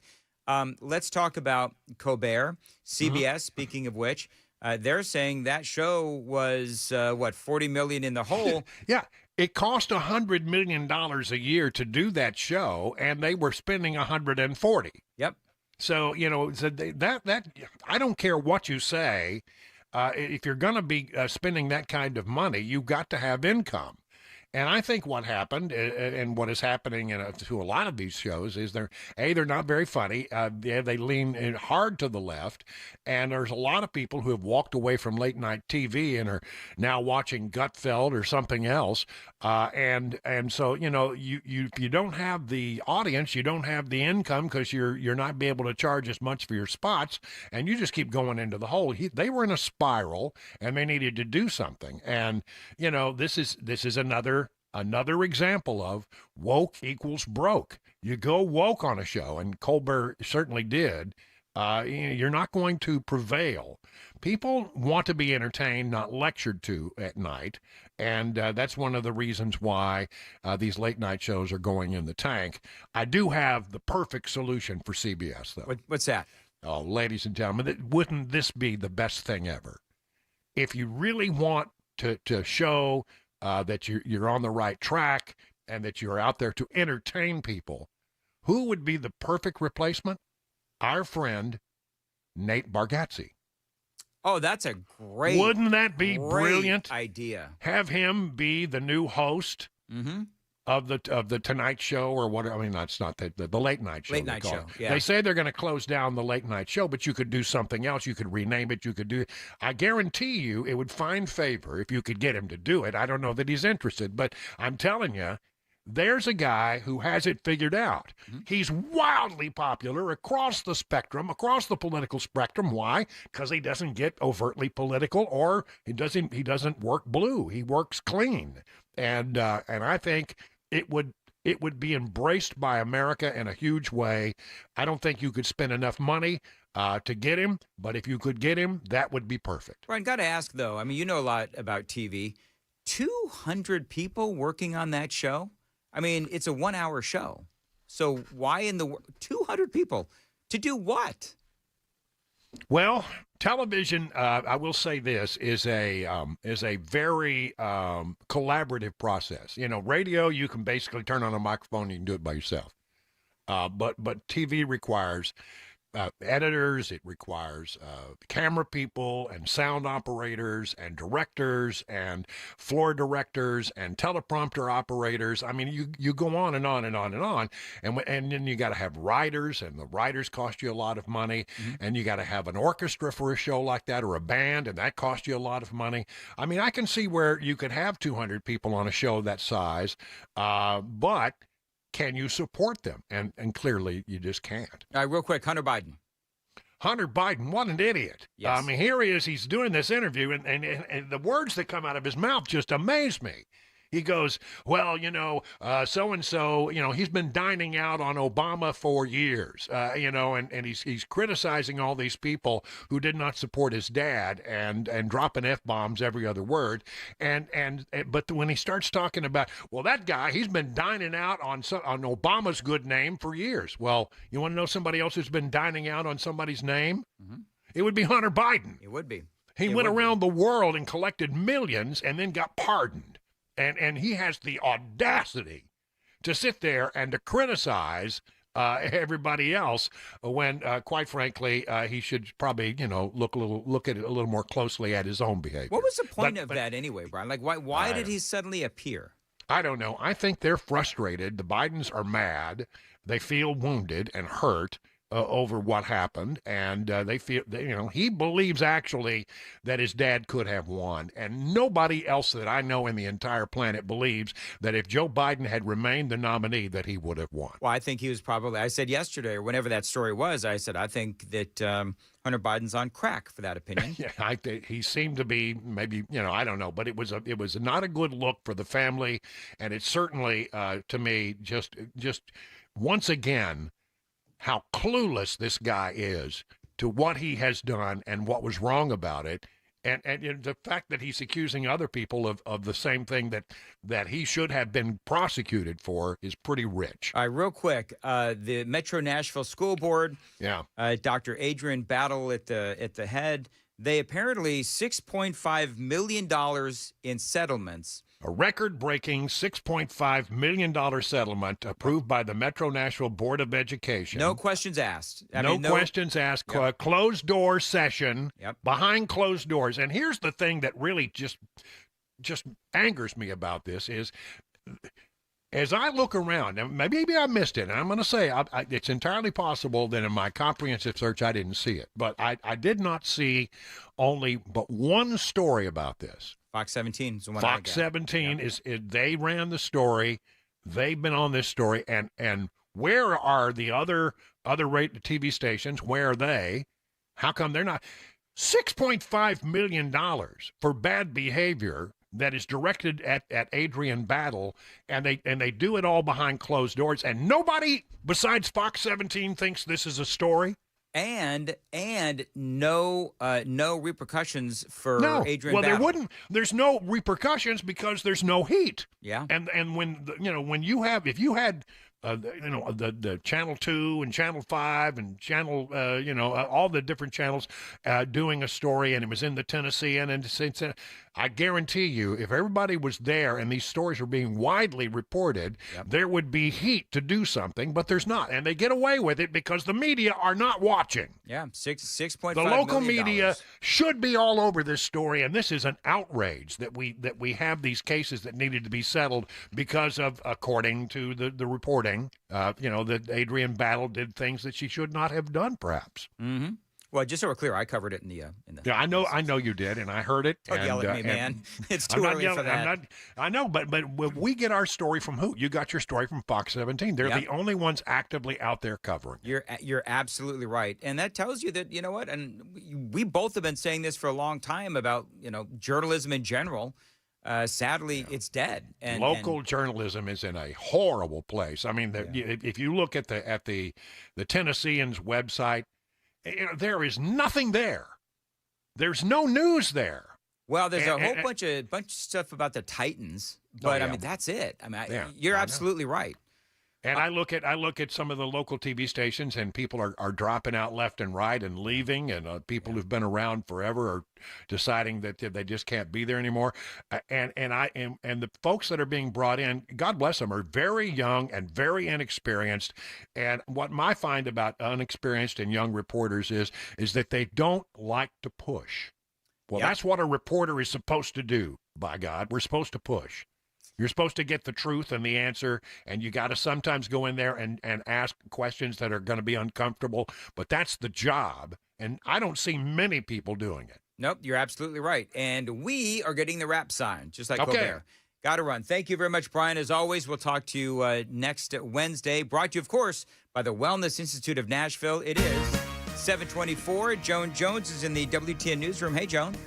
Hey there, Dan. So the Brian Kohberger case comes to an end today with his sentencing, but the parents, the families will have something to say about it today. We've got that. Also, what the U.S. Olympic Committee just did to comply with a President Trump order. Coming up here at 7:30 on Super Talk 99.7 WTN.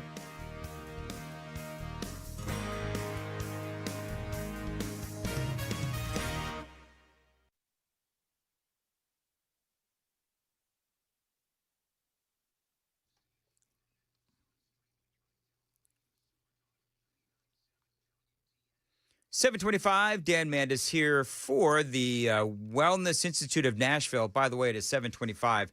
The Wellness Institute of Nashville, listen, right now they've got a great special, a July special, $12 for a comprehensive exam, x-rays if you need them, well-explained diagnosis, and your first treatment with the Wellness Institute of Nashville. Listen, if you've been suffering from chronic back, neck, and knee pain, they can help you. State-of-the-art, non-surgical spinal decompression. That is what helped me years ago, and yes, they can help you as well. So, yeah, if you've got that back and neck pain, that sciatica, slipped and bulging spinal discs, herniated discs, spinal stenosis, numbness or weakness in the arms and the legs, they can help you. And don't forget that July special, $12 for a comprehensive exam, x-rays if needed, well-explained diagnosis, and that first treatment, again, for just $12. Call them. Tell them Dan told you to reach out at 615-246-5009, 615-246-5009, painisbad.com.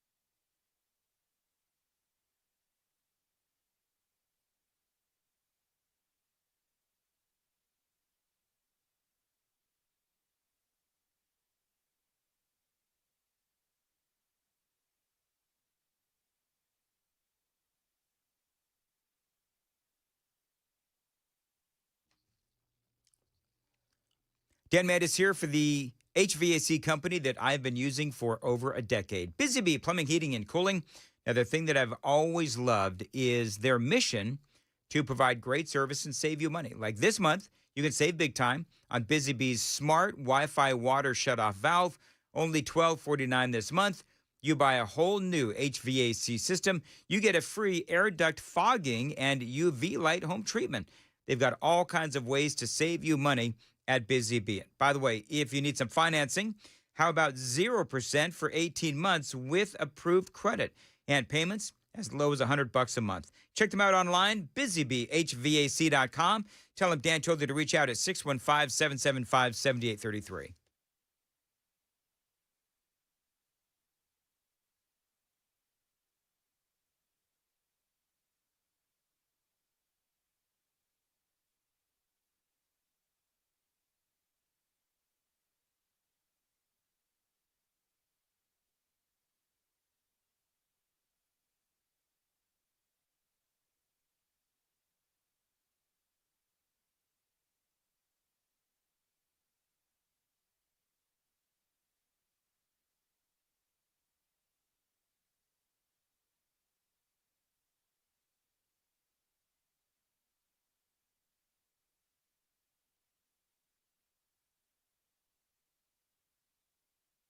Good morning. It's now 7:31. I'm Joan Jones with your top stories with temps above 95 degrees today and the heat index approaching 110.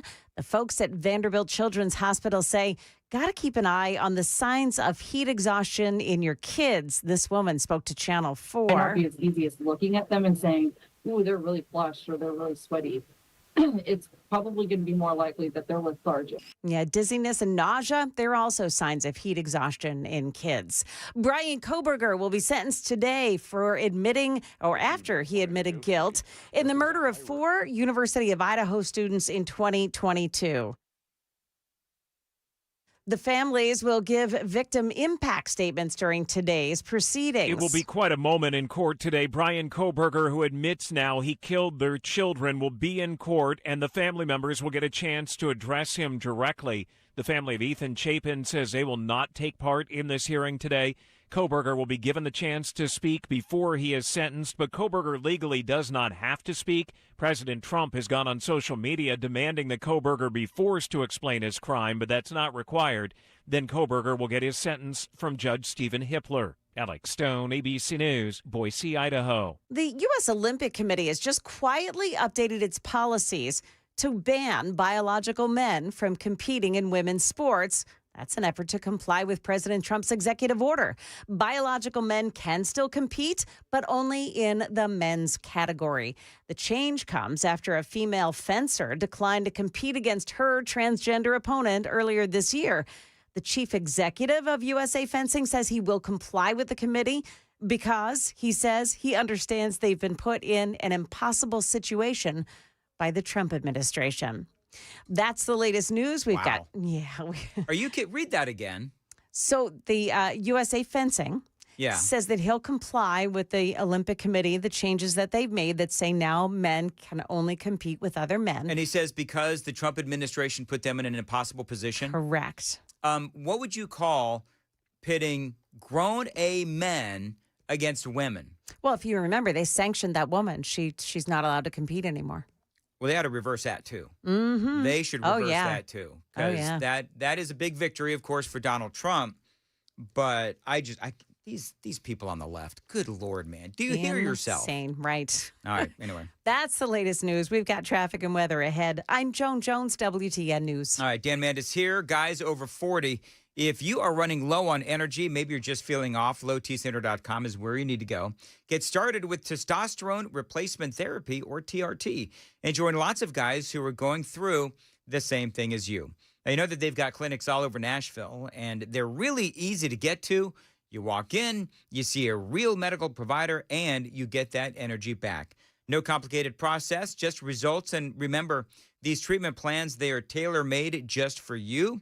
And you can get treatments at the clinic, or you can be treated at home. But either way, you're always going to get that highest quality of care with the Low T Center. Right now, in the month of July, you can get a free consultation. And if you qualify, treatment is covered by most major medical insurance. So reclaim that energy and become you again. By the way, they can also help with prescription weight loss options as well. So head on over to lowtcenter.com and book your appointment today. That's lowtcenter.com. Simple, quick, and totally worth it.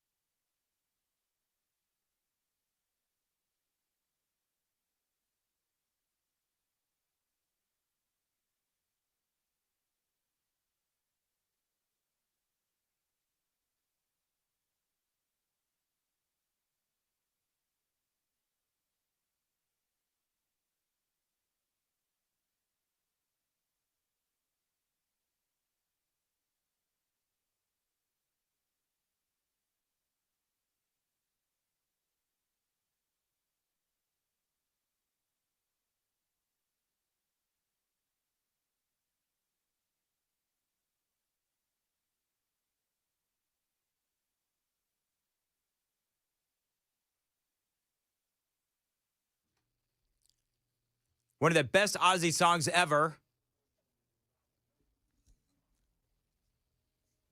You know, I should have asked Brian Wilson what his favorite Ozzy song was. You think he's a fan? Oh, Brian's got to be a fan of Ozzy. Is he still there? Is he still there on the transom? I wonder if he's a guitar player, he's got to love Ozzy Osbourne. He has to love Ozzy. If I know Brian, he fled the studio as quickly as he possibly could. I'm texting him right now. You ask him what his favorite Ozzy Osbourne song is. I failed as a talk show host, one of my many failings this morning. I should have asked Brian what his favorite Ozzy song was, because as a guitar player, you've got to love Ozzy. And Brian, fancies himself as a guitar player. Fancies himself. I knew. I was waiting to see if Joe. No. I hope he doesn't pick up on that. Actually, no. I totally said that as a joke. Brian is the first guy that will downplay his guitar playing. So, and I mean that in all love. Okay, here's your answer. You ready? Yeah, go. I said to him, Dan wants to know what your favorite Ozzy song is. He said, I don't have one. Now, he's still texting, so, I have the little three dots. Ask Brian what his favorite Ink Spots song is.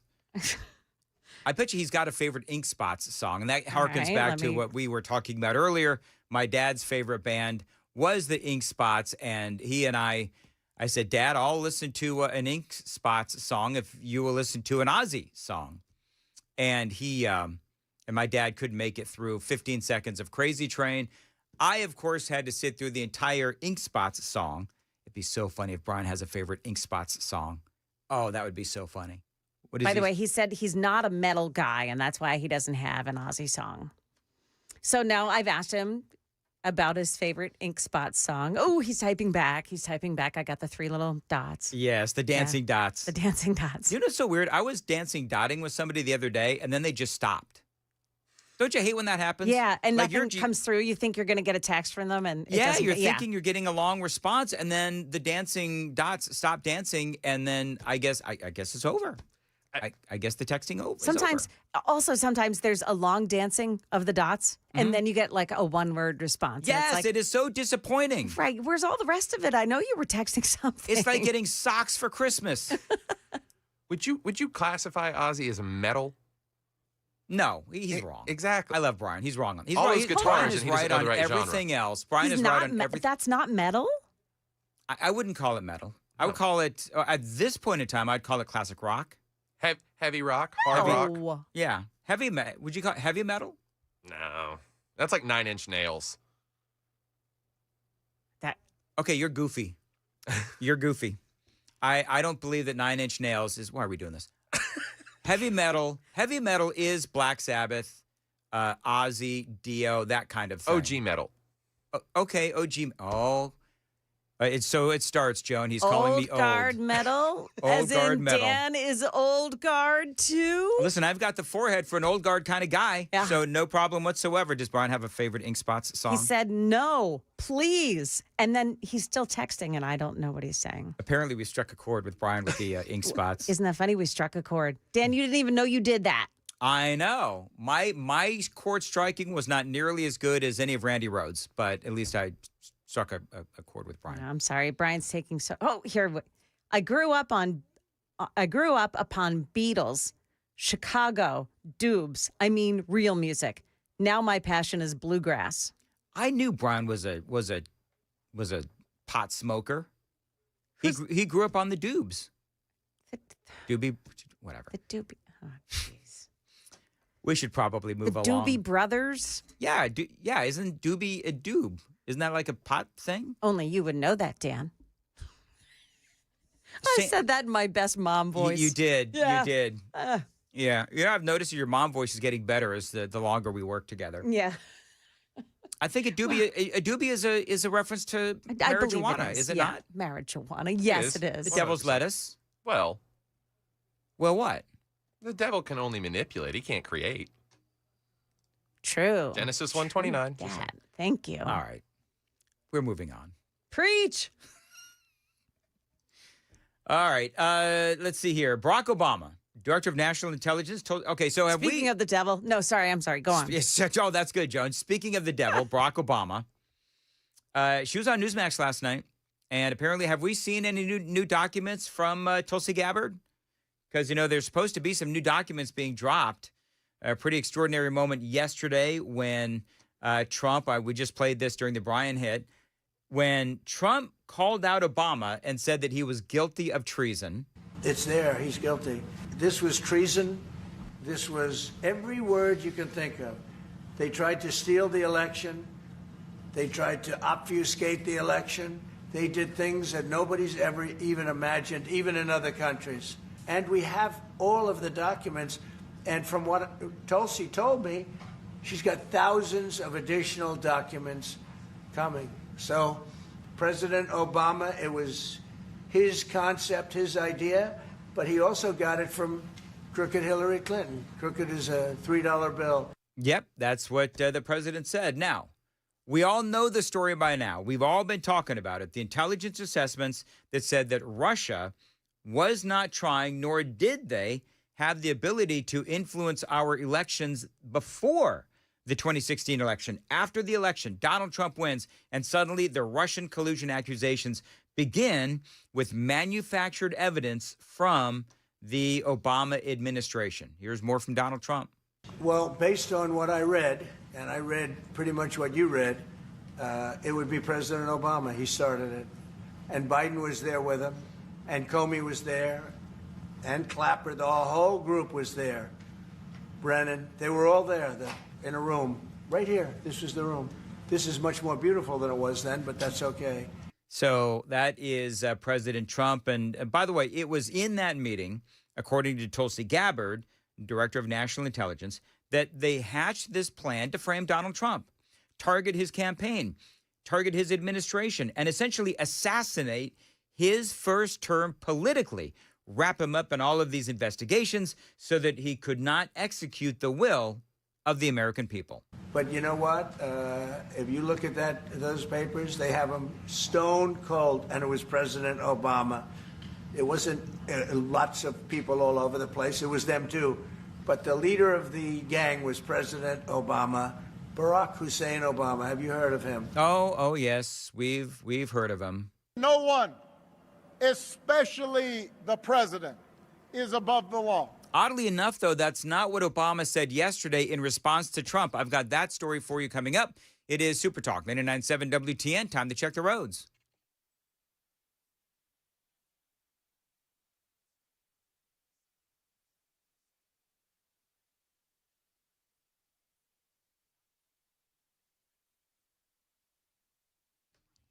.45, Nashville's Morning News on Super Talk 99.7. As far as your weather today, it is going to be hot, high of 97, really humid as well.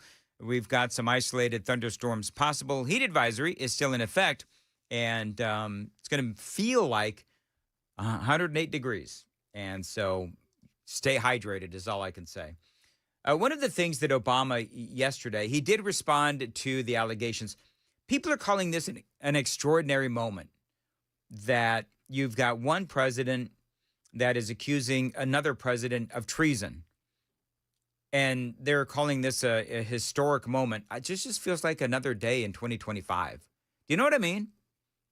Former President Barack Obama's office has now released a statement after President Trump accused the Democrat and members of his administration of committing treason by allegedly manufacturing intelligence regarding Russian interference in the 2016 election. Here's what Obama said. Have you heard this, Joan? I'm not. Here's what Obama said in response to Donald Trump. Out of respect for the office of the presidency, our office does not normally dignify the constant nonsense and misinformation flowing out of this White House with a response. But these claims are outrageous enough to merit one.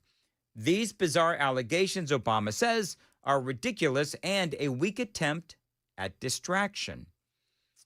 So Tulsi Gabbard was interviewed on Newsmax, and she's calling BS. We will be releasing further documents that will refute that statement, and I would go back and point to, and we will be pulling a whole host of statements that were made by the Obama administration, by Hillary Clinton, by senior Democrat officials, by their friends in the media that state over and over again after this January 2017 manufactured intelligence document was created that repeat the narrative. And I'm looking at my notes here. New York Times says Russian hackers acted to aid Trump in the election. Obama's CIA Director John Brennan says there is strong consensus among us to support the CIA claim Russian hackers aided Donald Trump's election. Hillary Clinton said, I would be president if not for the Russian hackers supporting Donald Trump. So there is a vast body of evidence and intelligence that debunks and refutes this statement you've just read and others coming from some of the Democrat leaders in Congress today. Yeah, one of the other things that they're saying, and I talked about this last couple of days, where you have people that are saying, well, there's absolute evidence that Russia did interfere in the 2016 election to support Donald Trump. Okay, but that doesn't mean that he was working with them. We're talking about apples and oranges, two different things. Because remember, Russia did approach the Trump campaign, and the Trump campaign said, no thanks. And Tulsi Gabbard, she pointed out that nothing that Obama said in the statement that I just read to you in reaction to what Trump has said actually adequately refutes the accusations. Which doesn't actually address the issue that was revealed in great detail in the over 100 documents that we released last week, and the documents that we will be releasing later this week that point to the undeniable fact is that the intelligence community had one assessment, that Russia did not have the intent or capability to try to impact the outcome of the U.S. election leading up to Election Day. The same assessment was made after Donald Trump was elected by the American people as president in 2016, defeating Hillary Clinton. And it wasn't until after that pulled President's Daily Brief document that the Principals Committee was called in the National Security Council. And President Obama then directed Obama's DNI James Clapper to lead the effort to create this new intelligence community assessment that detailed not if, but how Moscow attempted to influence the outcome of the U.S. election. Yep. I mean, that is what Tulsi Gabbard is saying. And she also says that Obama is deflecting, which, in my opinion, clearly he is, because Donald Trump won. They went about setting up a trap, and they did. This January intelligence community assessment that they drafted at the direction of President Obama, the fact is that they used already discredited information like the Steele dossier. They knew it was discredited at that time, yet they used it as a source for this document that they claim to have high confidence in. They used intelligence that some of these intelligence community professionals rejected previously because of the lack of credibility and the lack of the ability to vet with any kind of confidence whether or not that information or intelligence was accurate and could be used for an assessment. There's a long laundry list of facts and intelligence reporting that directly contradict the statement coming from President Obama's office. I mean, look, she is absolutely right. Joan? Yep. Sam and I are having a debate. As this audio is playing, Sam and I are having a debate. Okay. Maybe you saw that on the Super Talk TV thing. Okay. So he said, can we have Tulsi Gabbard for president, please? And I said, Ooh. you know, I'm kind of holding out for Sarah Huckabee Sanders. So then we started going back and forth about who we would like to be the first female president. Because Lord help us, it's not going to be Kamala Harris. So I don't know. I like those two. I do like Tulsi Gabbard. They're probably never going to happen because there's too many Republicans that would hate her. Yep. But yep. Sarah Huckabee Sanders, man, like she could be incredible. But who else is there? What other females are out there that could be president? I don't know if Kristi Noem would. I don't think she would. The whole dog shooting thing. Yeah, that would come up a shot her lot. in the foot. So. Yeah. Who else is out there? I'm drawing a blank. I'd like to see the current White House spokeswoman be the first one to cross over into the presidency because I think she's awesome. Caroline Leavitt? Yes. Okay. She knows her way around the White House now. She gets it. And she doesn't take anybody's stuff. No, she doesn't. She's never held political office, which is not necessarily a bad thing. Neither did Donald Trump. Right. So I'm looking at another person said Caroline Leavitt. Who's the woman? Is her name Katie Britt, the senator? Katie Britt, who delivered the Katie Britt. Yeah, she's pretty darn good. There's Katie Britt. She's not a very strong personality though, and I think following Donald Trump, like it needs to be someone with an outspoken, huge personality. Who's the presence? Who is the female? And I know it shouldn't have anything to do with a person's gender. We want the best person for the job. I totally get it. Right there with you. Who is that woman? I hate when this happens. The woman, she's a congresswoman out of New York, upper state New York. She's going to run. Elise Stefanik. Mm-hmm. She gets my vote. Yeah. She is really, really good. And we are really, really late again. Why does this keep happening, Hold on, Sam? 56-55. I am not going to be president. Carrie Lake is another good choice. Carrie Lake is good. Mm-hmm. Carrie Lake is good. She can't win elections. Like she's I know. She has run for a couple of different things. And people are going to say her elections were stolen, whatever. I'm just saying she has not won an election. I think she's really good. I think that she has a place in the Trump White House right now. I can't remember exactly what it is, but she's working within. Has something to do with VOA. I think she's with the Voice of America. Right. She's helping to shut it down. Yeah, there's a gig there's a job with some with a future. Yeah. Just like the person in charge of the Department of Education. Just come on in and shut it down. We got to shut down my talking because we're late. Joan, what's up? Why the state wants to shut down an Antioch daycare center, and Sasquatch is coming to your iPhone. That and more coming up here at 8 o'clock on Super Talk 99.7 WTN.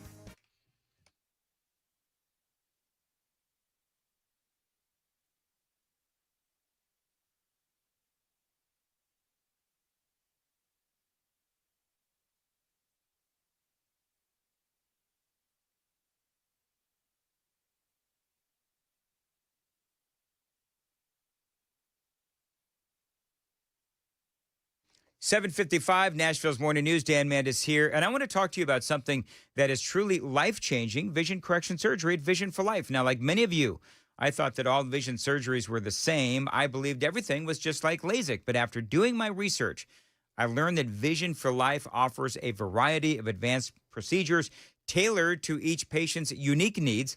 Now, Dr. Horn doesn't just restore your vision, he restores your confidence and your freedom. Freedom from glasses, contacts, and yes, those pesky struggles like driving at night and reading small print. So check them out. This is where I got my vision correction surgery. I recommend them highly. Call them today. Schedule your free consultation. 615-436-2020. 615-436-2020. Visionforlife.com.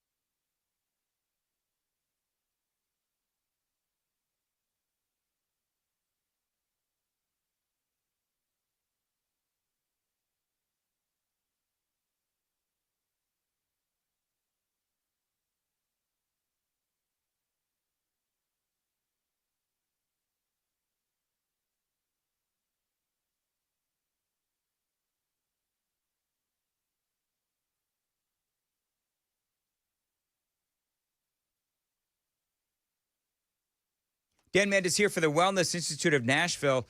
Don't forget, they've got that July special going on right now, $12 for a comprehensive exam, x-rays if needed, well-explained diagnosis, and your first treatment. Call them for the July special. Tell them Dan told you to reach out at 615-246-5009, 615-246-5009. You can always find them online at painisbad.com. This is the place where I went when I was riddled with back pain early in my time here in Nashville. I went to go see Dr. Kevin Mitchell. No surgery, no spinal injections, and no painkillers. Their state-of-the-art non-surgical spinal decompression is going to help you. So if you've got chronic back, neck, or knee pain, call the Wellness Institute of Nashville, 615-246-5009. That website, check them out, painisbad.com.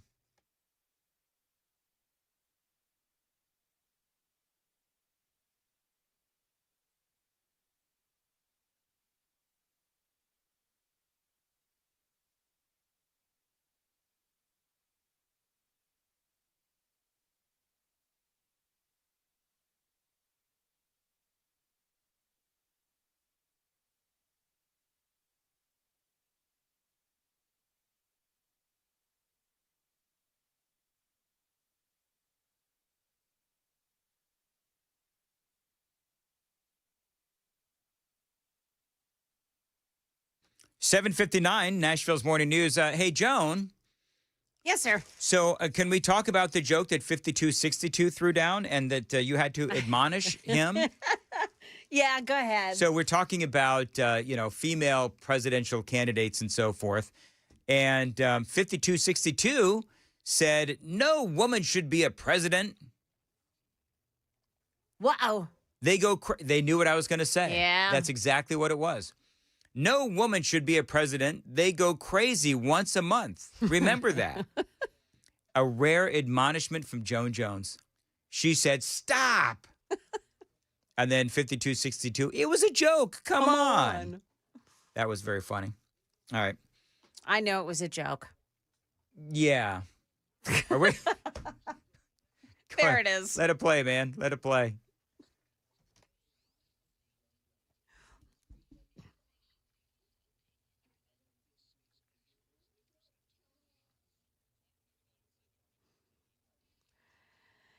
O'clock now. I'm Joan Jones with your top stories. Hot and unbearable again today. And Stefano tells us there's less of a chance that we'll get any relief from thunderstorms. Extreme heat warning in West Middle Tennessee, southwestern Kentucky. The rest of the mid-state, with the exception of the Cumberland Plateau, is under a heat advisory for today.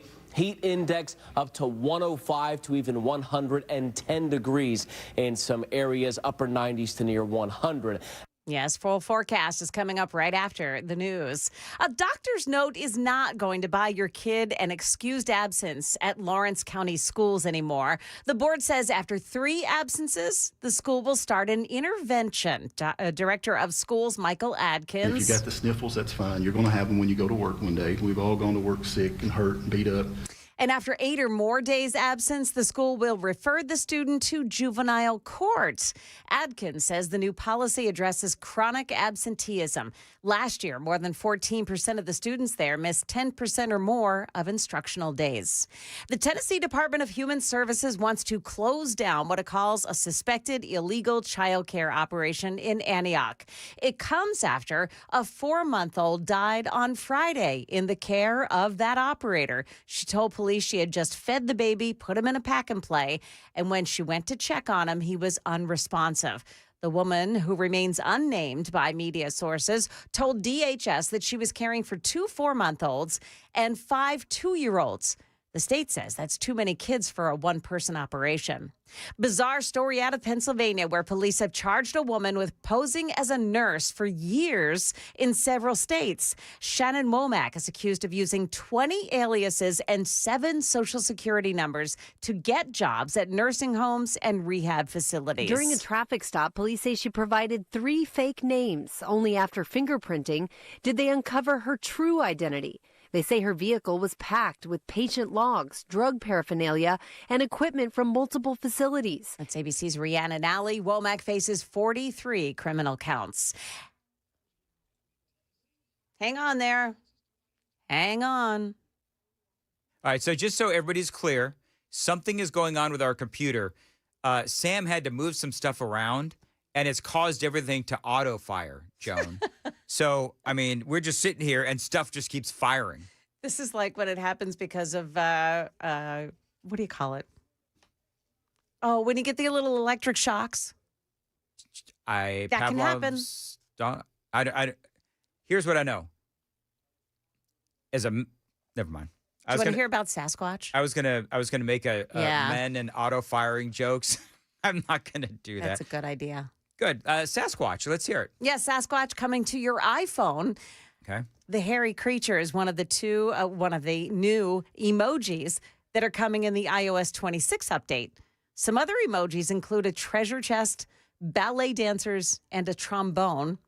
The nonprofit called Unicode Consortium is the organization that decides which emojis make it onto your phones and devices. By the way, they don't call the hairy creature Sasquatch. They just call it a hairy creature.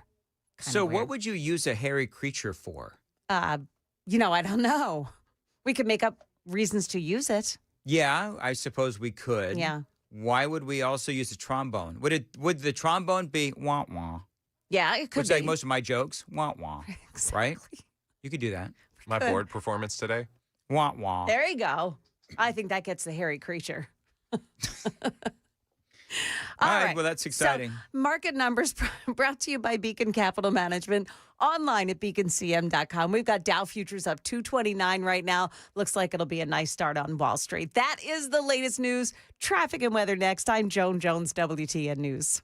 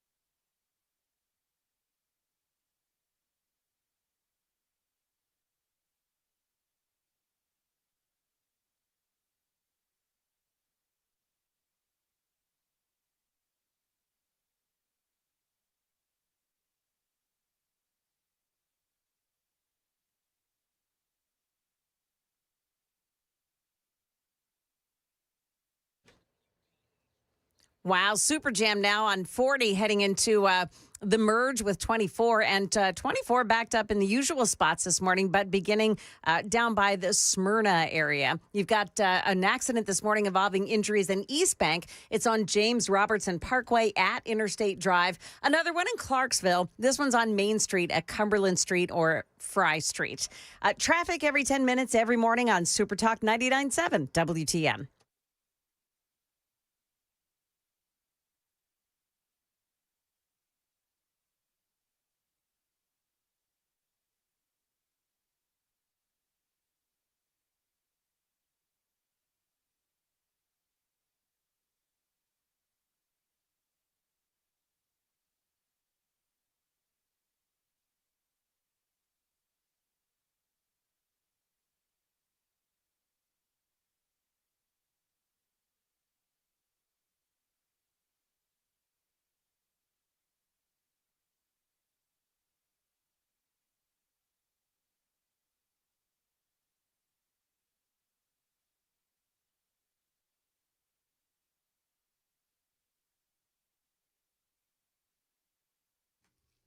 .808 Nashville's Morning News on Super Talk 99.7 WTN.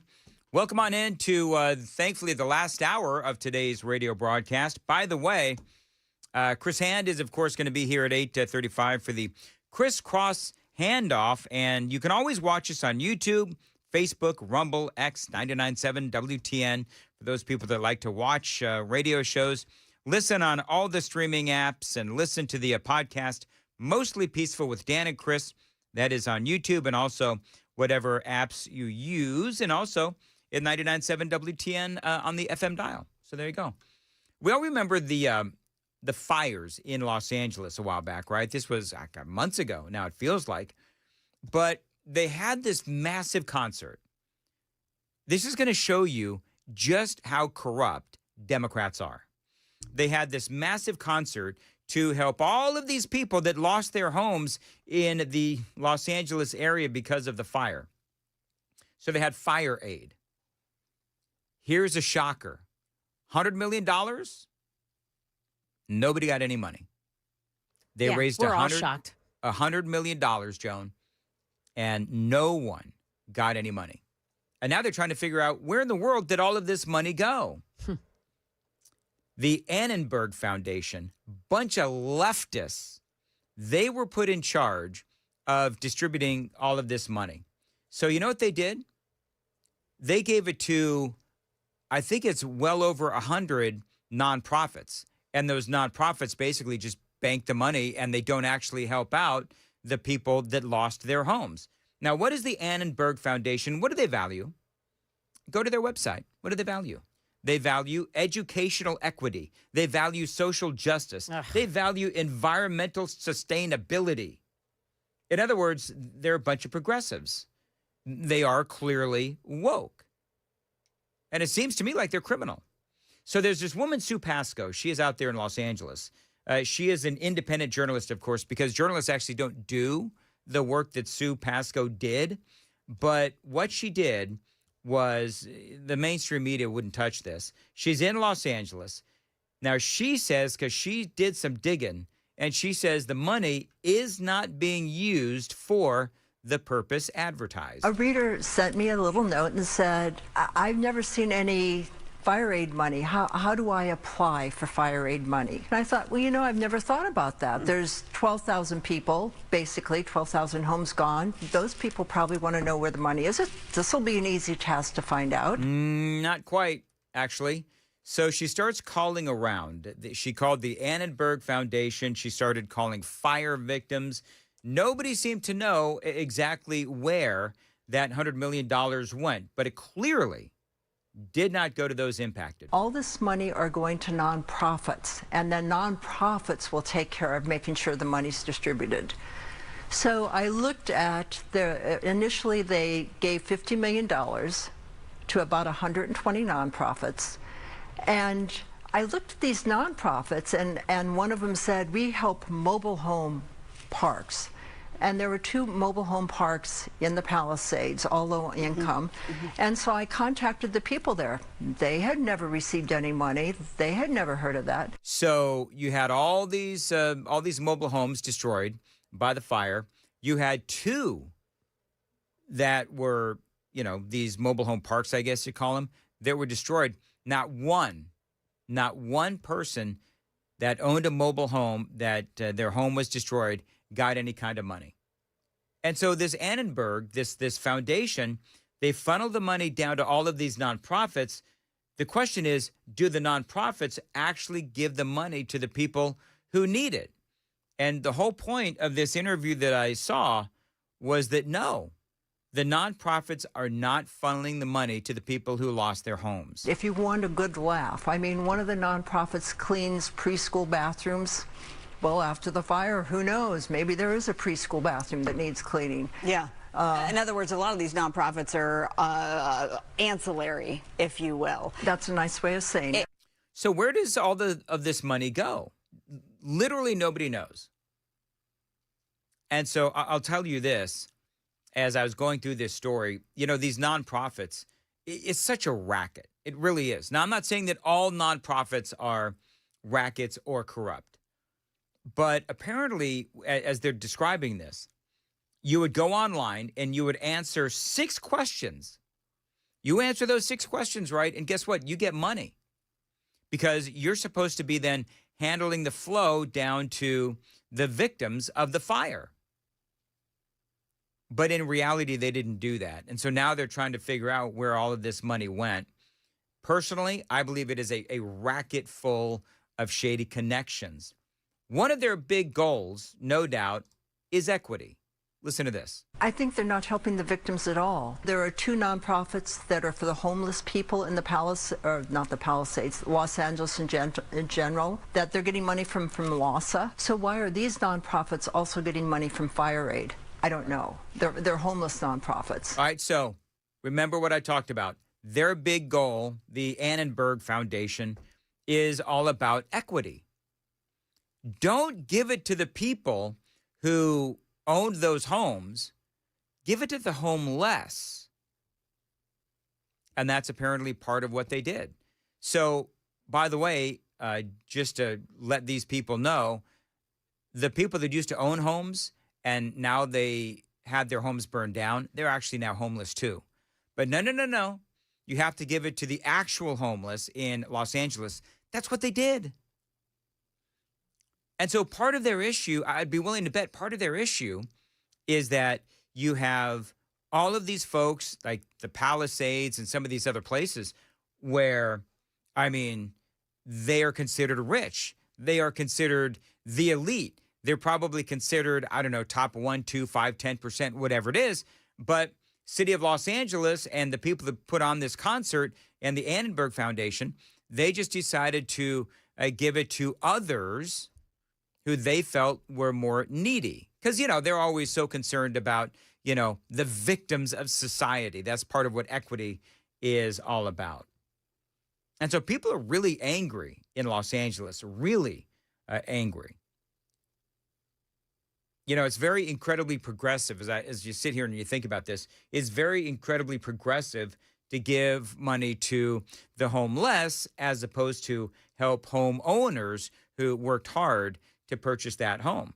Remember, this story is on the heels of Gavin Newsom basically buying a bunch of property really cheap in these fire-ravaged areas for apartment buildings and that kind of thing, low-income housing.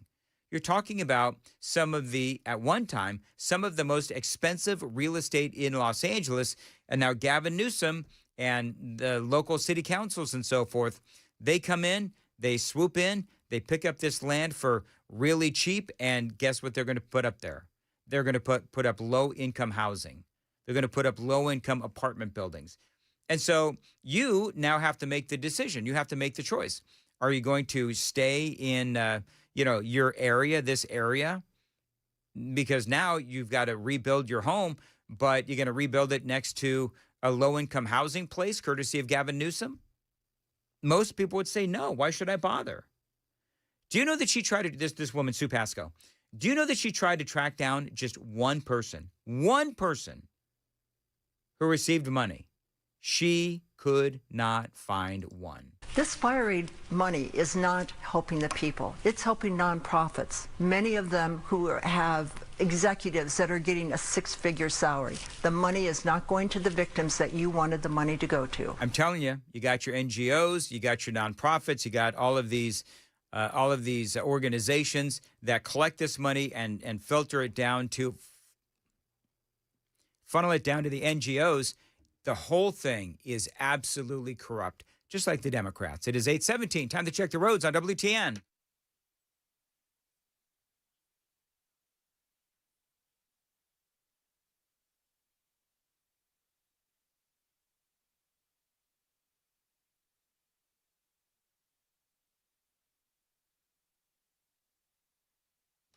At 18, as far as your weather, today it's going to be really hot, Feels like 108 at some point today, probably 2, 3 o'clock. It's going to feel that way. High of 97, fairly humid as well at 42%, and some isolated thunderstorms as well. Dangerous heat advisory is in effect. I'm thinking about this story in Los Angeles, and, part of it is we always see these kinds of stories. Sam, I told you, USA for Africa, we are the world. Did that money actually go to the starving people of Africa? Because I remember hearing something about how it didn't. So from the Wikipedia page is the only thing I could find on it. Since its release, the song raised $63 million, equivalent to $136 million today for humanitarian causes. They claim 90% of the money was pledged to African relief, both long and short term. Mm-hmm. The long-term initiative included efforts in birth control and food production. The remaining 10% of funds was earmarked for domestic hunger and homeless programs in the U.S. from the African Fund. Mm. But did any of it go to Africa, is what I'm saying? Like, did there's still starving people in Africa, I'd bet. And so do we know if that money actually went to Africa? No, I can't find anything on it. I'm not saying it didn't, but Akon is the only one that in recent memory has done anything for Africa that's actually been sustainable. So did you ever see I'll see if I can find it. Do you ever see the Sam Kinison bit about helping starving people that live in the middle of the desert? And he's like, why don't you move to where the food is? Right? You ever see that, Joan? I have, yeah. It is so fun. When I first saw that, I kid you not, it was like, okay, where is he going with this? Where you're taking all this food, you're bringing all this food to the desert, and then you realize, why don't you move to where the food is instead of us bringing the food to you? It makes all the sense in the world. You see this stuff? It's sand. Nothing grows in it. You know what I mean? Oh, my goodness gracious. One of my all-time favorite Sam Kinison bits. His hair was wild. His hair was wild. All right. Oh, Black Lives Matter. By the way, I wrote a note. Be sure to mention Black Lives Matter. BLM, by large mansions, right? Black Lives Matter was another one of these organizations that was incredibly corrupt. Leaders paying millions for security services to family members. Remember that? Allegations that some were paying consulting firms millions of dollars with no receipts or no accountability. Millions of dollars just missing. And you know what I never really understood about that whole Black Lives Matter thing? Is that, ask Grok. Somebody said 8403. Ask Grok as to whether or not the money for USA for Africa went to actually Africa. So I'm sure people are asking about Grok that. right now. Yes. What am I saying to Grok? Did the money for USA for Africa, did that actually go to the starving people of Africa? Ray says, hey, Dan, did you talk about the tunnels going under Nashville announcement Monday? I actually talked about that days ago, a couple of days ago. You know what the funny thing is? Afton Bain. Do you remember the whole thing with Afton Bain? I think she's going to be on Murphy Show today. So there's an little article about how it looks like Elon Musk is going to be building his tunnel system between B&A and downtown. Right. Afton Bain, she had one of her, like a petition to keep Elon Musk out of Nashville. Do you know how many signatures she got on her petition? No, how many? Under 1,000. I think that's funny. And I think it's great. Listen, I don't know all the details on it because there's going to be a big announcement on it on Monday. But I spoke about this a couple of days ago. But I think Murphy Show, he's got some inside information that he is promoting. And I don't know when he's going to talk about it. He's waiting for confirmation. But Murphy Show has some additional information on that.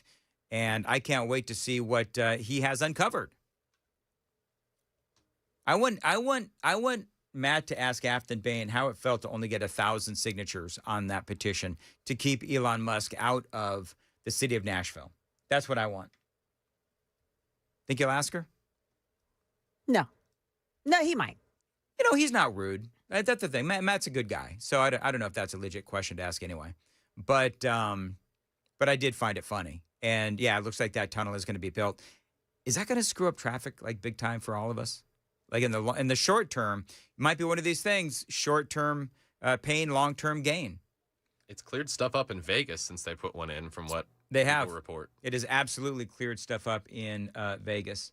Murphy talked about the tunnel yesterday. All right, very good. Oh, most of Murphy's show yesterday was about the tunnel. Okay, well there you go. Yeah, yes, it's real. We've all talked about it. I don't know about anybody else. I talked about it. Murphy Show apparently talked about it as well. All right, it is 8:23 on Nashville's Morning News on Super Talk 99.7 WTN. All right, Joan Jones, what is coming up in the news at 8:30? What the Justice Department has to say about the push for more grand jury or the grand jury material in the Jeffrey Epstein case. Also, why a couple of Giles County teenagers are now being charged for something they posted on Snapchat.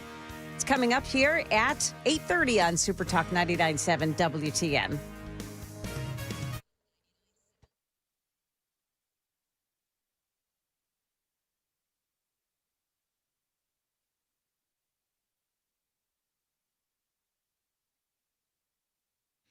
Let's see here. Hey, Dan, the better question is, why is Elon Musk interested in doing something in Nashville? I'll tell you why. Because I think what he did was I don't want to give away anything I don't know what Matt's talked about, what he has. And I've got some information too.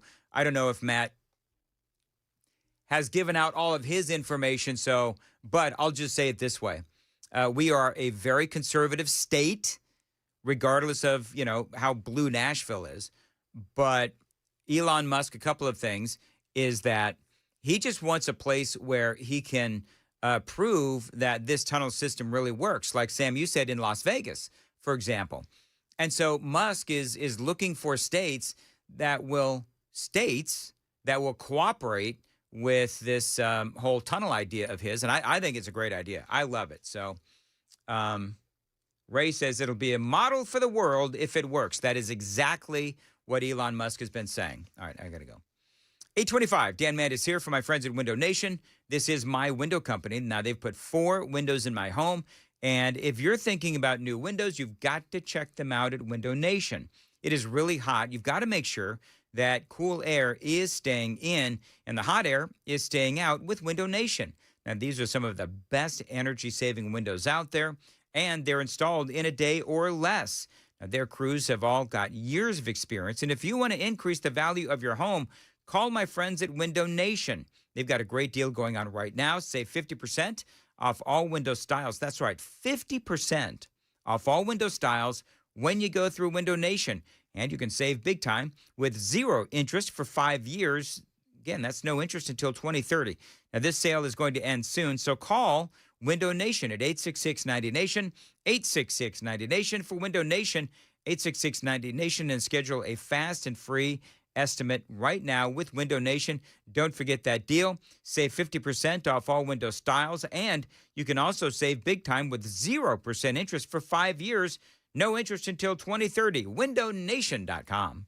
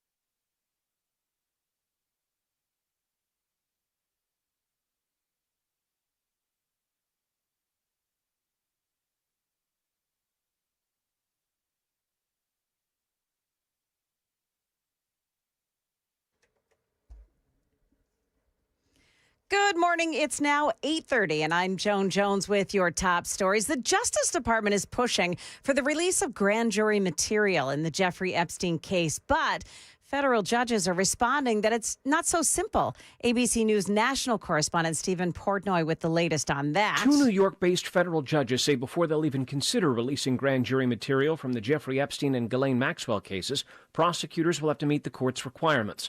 The Justice Department will have to spell out a broader legal rationale for taking the extraordinary step and put forward proposed redactions to the grand jury testimony. The judges have also invited comment from victims and from Ghislaine Maxwell, who's serving a 20-year prison sentence for her role in the recruiting and trafficking of minors. The Tennessee 2nd District Congressman Tim Burchett successfully offered a motion that directs the House Committee on Oversight and Government Reform to issue a subpoena that compels Ghislaine Maxwell to appear for a deposition. This morning with Dan Mandis, he says that deposition may have to be done behind the prison walls. 2 Giles County teens have been charged for sharing online a compromising photo of a classmate on Snapchat. The Tennessee Bureau of Investigation says that pair received the photo from a third teenager in November and then uploaded it. One of the 2 teens also sent a threatening message to the victim. So far, no charges for the teenager who first shared that photo. Money News brought to you by Beacon Capital Management online at beaconcm.com. Now, stocks are starting off with a nice little pop here in the early going. The Dow Jones Industrials are plus 260 right now. NASDAQ is up 20 points. We've got the S&P 500 index plus 20. That is the latest news, traffic, and weather next. I'm Joan Jones, WTN News. Well, here we are in the middle of summer, and that means it is moving season, a time filled with hours of packing, unpacking, and, of course, so much bubble wrap. But the first thing you should do when moving into your new home is make sure that the Wi-Fi is booming with Xfinity. It is super quick and easy to set up. And then, of course, boom, you have great internet, reliable internet. You'll have your new home hooked up with the ultimate Wi-Fi experience faster than the time it takes to parallel park a moving truck. Then you'll be back online with the most reliable Wi-Fi with the best in-class equipment from Xfinity. So you can just kick back, relax, and stream your favorite movies and TV shows while someone else deals with all those boxes. Because with Xfinity, the only thing you have to worry about is remembering where you pack the remote. Make the right and easy move with Xfinity. Learn more at xfinity.com/move. Restrictions apply, not available in all areas. Most reliable Wi-Fi claim based on Open Signal Awards USA. Fixed Broadband Experience Report, August 2024.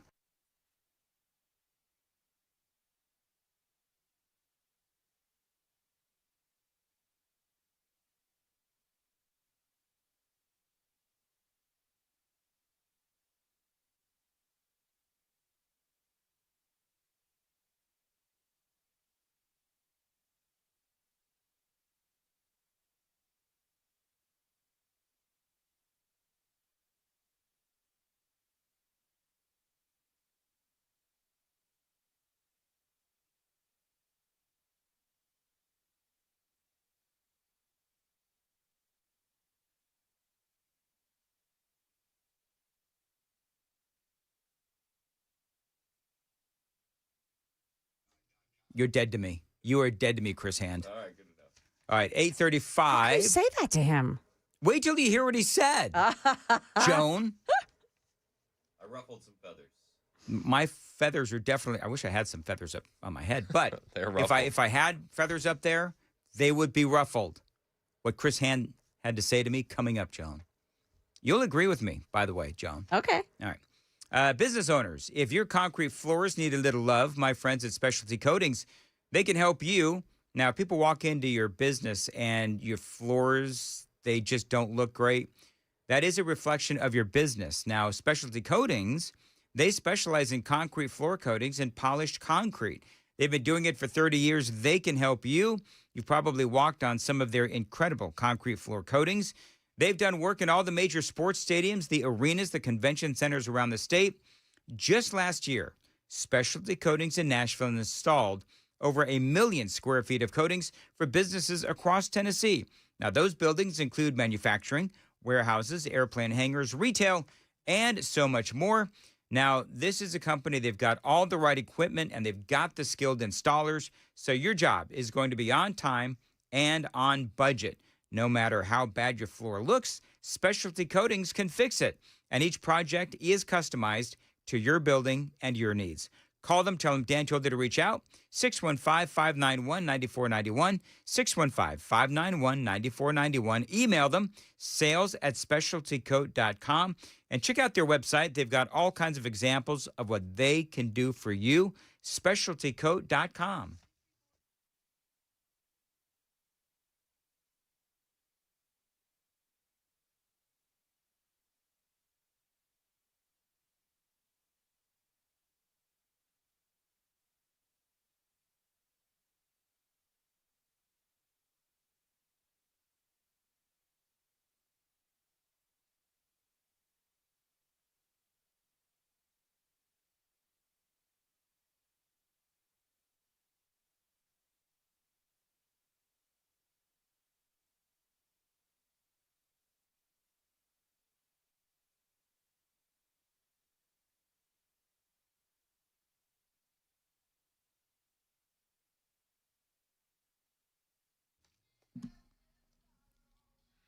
This isn't going to be the song every time now, is it?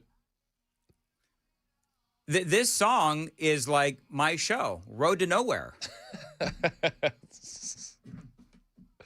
I'm more of a Crazy Train guy myself. Are you? Okay, very good. So you want to tell folks what you said to me off the air? Yeah. When I said, Ozzy passed away, and what did you say? I said, oh, he's definitely in hell. See? Okay, Dan, that's why I asked you about this issue earlier this morning. What did I say to you first thing? I don't remember. We've talked about a lot of things. Yeah. I said, was he ever a Christian? Did he ever come out and say that he... I don't know if he was or not. Yeah. Well, that was my question, too, because he was the Prince of Darkness. Harmed a lot of innocent animals. You know, it's so funny. We actually forgot to mention the bat and the doves. Oh, did you? You know, the eating of their, well, they didn't eat them, but he bit them off. Yeah. Which isn't nearly as bad as eating them. It could be worse. He could probably get COVID from doing that. He didn't go full Haiti. But you know what? If he had his mask on, he never would have been able to do that. This is true. Was Ozzy a Christian? I'm grokking it. No. There's no way.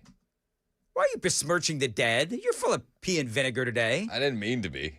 He called himself the Prince of Darkness. Just seemed to me that he pretty much openly dabbled in Satanism.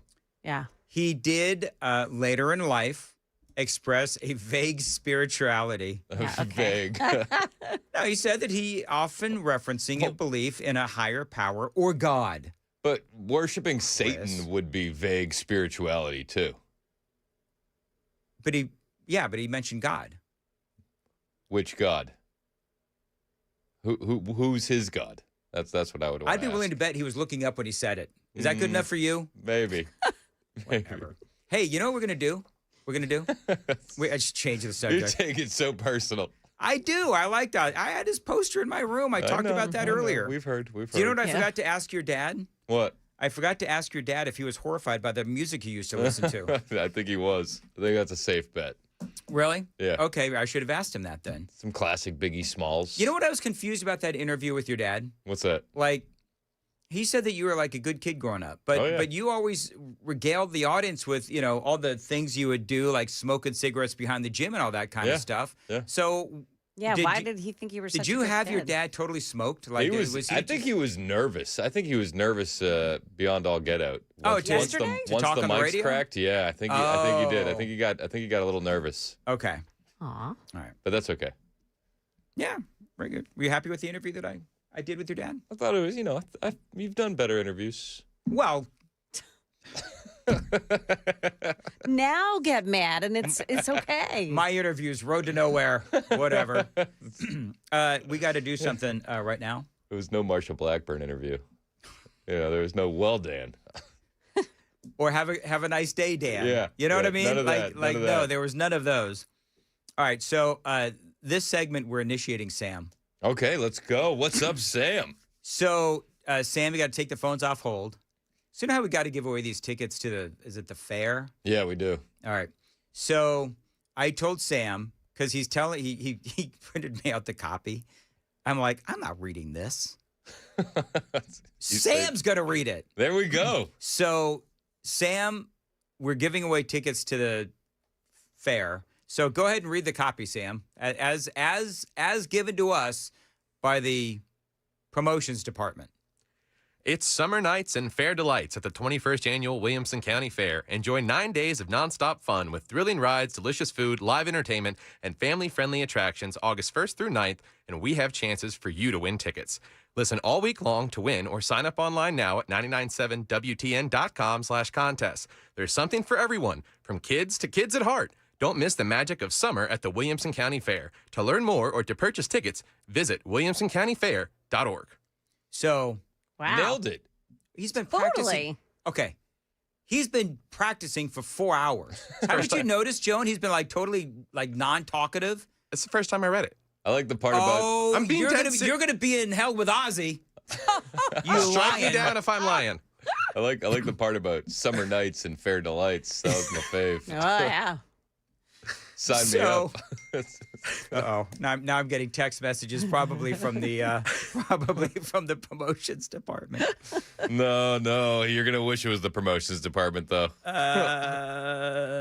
Okay, never mind. It's a little woman. All right. So anyway, we're giving tickets away. Yes. So how many tickets do we have to give away? So we're doing it this week, and we'll do one next week. We've got a family 4-pack. Oh, all right. So family 4-pack. If you got like a wife and 3 kids, you're screwed. So. Yeah, if you have a Chris Hand-sized family, you gotta start voting kids off the island. That's exactly right. All right, so what do you want to do? Caller, if we really wanted to break Sam in, we'd be like caller 100 gets the tickets. Oh, we should do it. I did that to Johnny one time. Did you ever actually do that as a radio guy? I'd be like 1, 2. All right, 99. What's up? How are you? Yeah, I did that. Yeah. I was when I was a phone jockey. Phone jockey is. Yep. I would do that. It's like, hey, we're gonna give away, tickets to caller 30, and I'm like, he said 3, right? Yeah, he said 3. That's exactly it. So that's what I would do. Sam, let's go with caller number 5 and make it easy on you. So caller 5 gets tickets to the Williamson County Fair. Yes. All right, have at it. 615-737-9986. You going to the fair? Do you go? You know what? I used to go to the fair, actually. The Wilson County Fair I went to. And This is the Williamson County I know Fair. this is the Williamson County Fair. But I would go to the Wilson County Fair. Had a lot of fun. I'm not good with fair rides. Okay. Because I got a weak stomach. Just the fear. It's the fear. The rides aren't smooth. You know what I mean? A little bit too rickety for your liking. Rickety is a great word. Rickety. Yeah. Yeah, just like my show. I haven't been to the Williamson County Fair. No? How does it rank as opposed to the Wilson County Fair? I don't. Well, I bet you it's better because I used to live in Williamson County, and I'm not going to disparage one of our key demos or one of our key counties, but Wilson County is a lot better. I'll just say that. Oh. Yeah. Okay. Joan, what do you say? Yeah.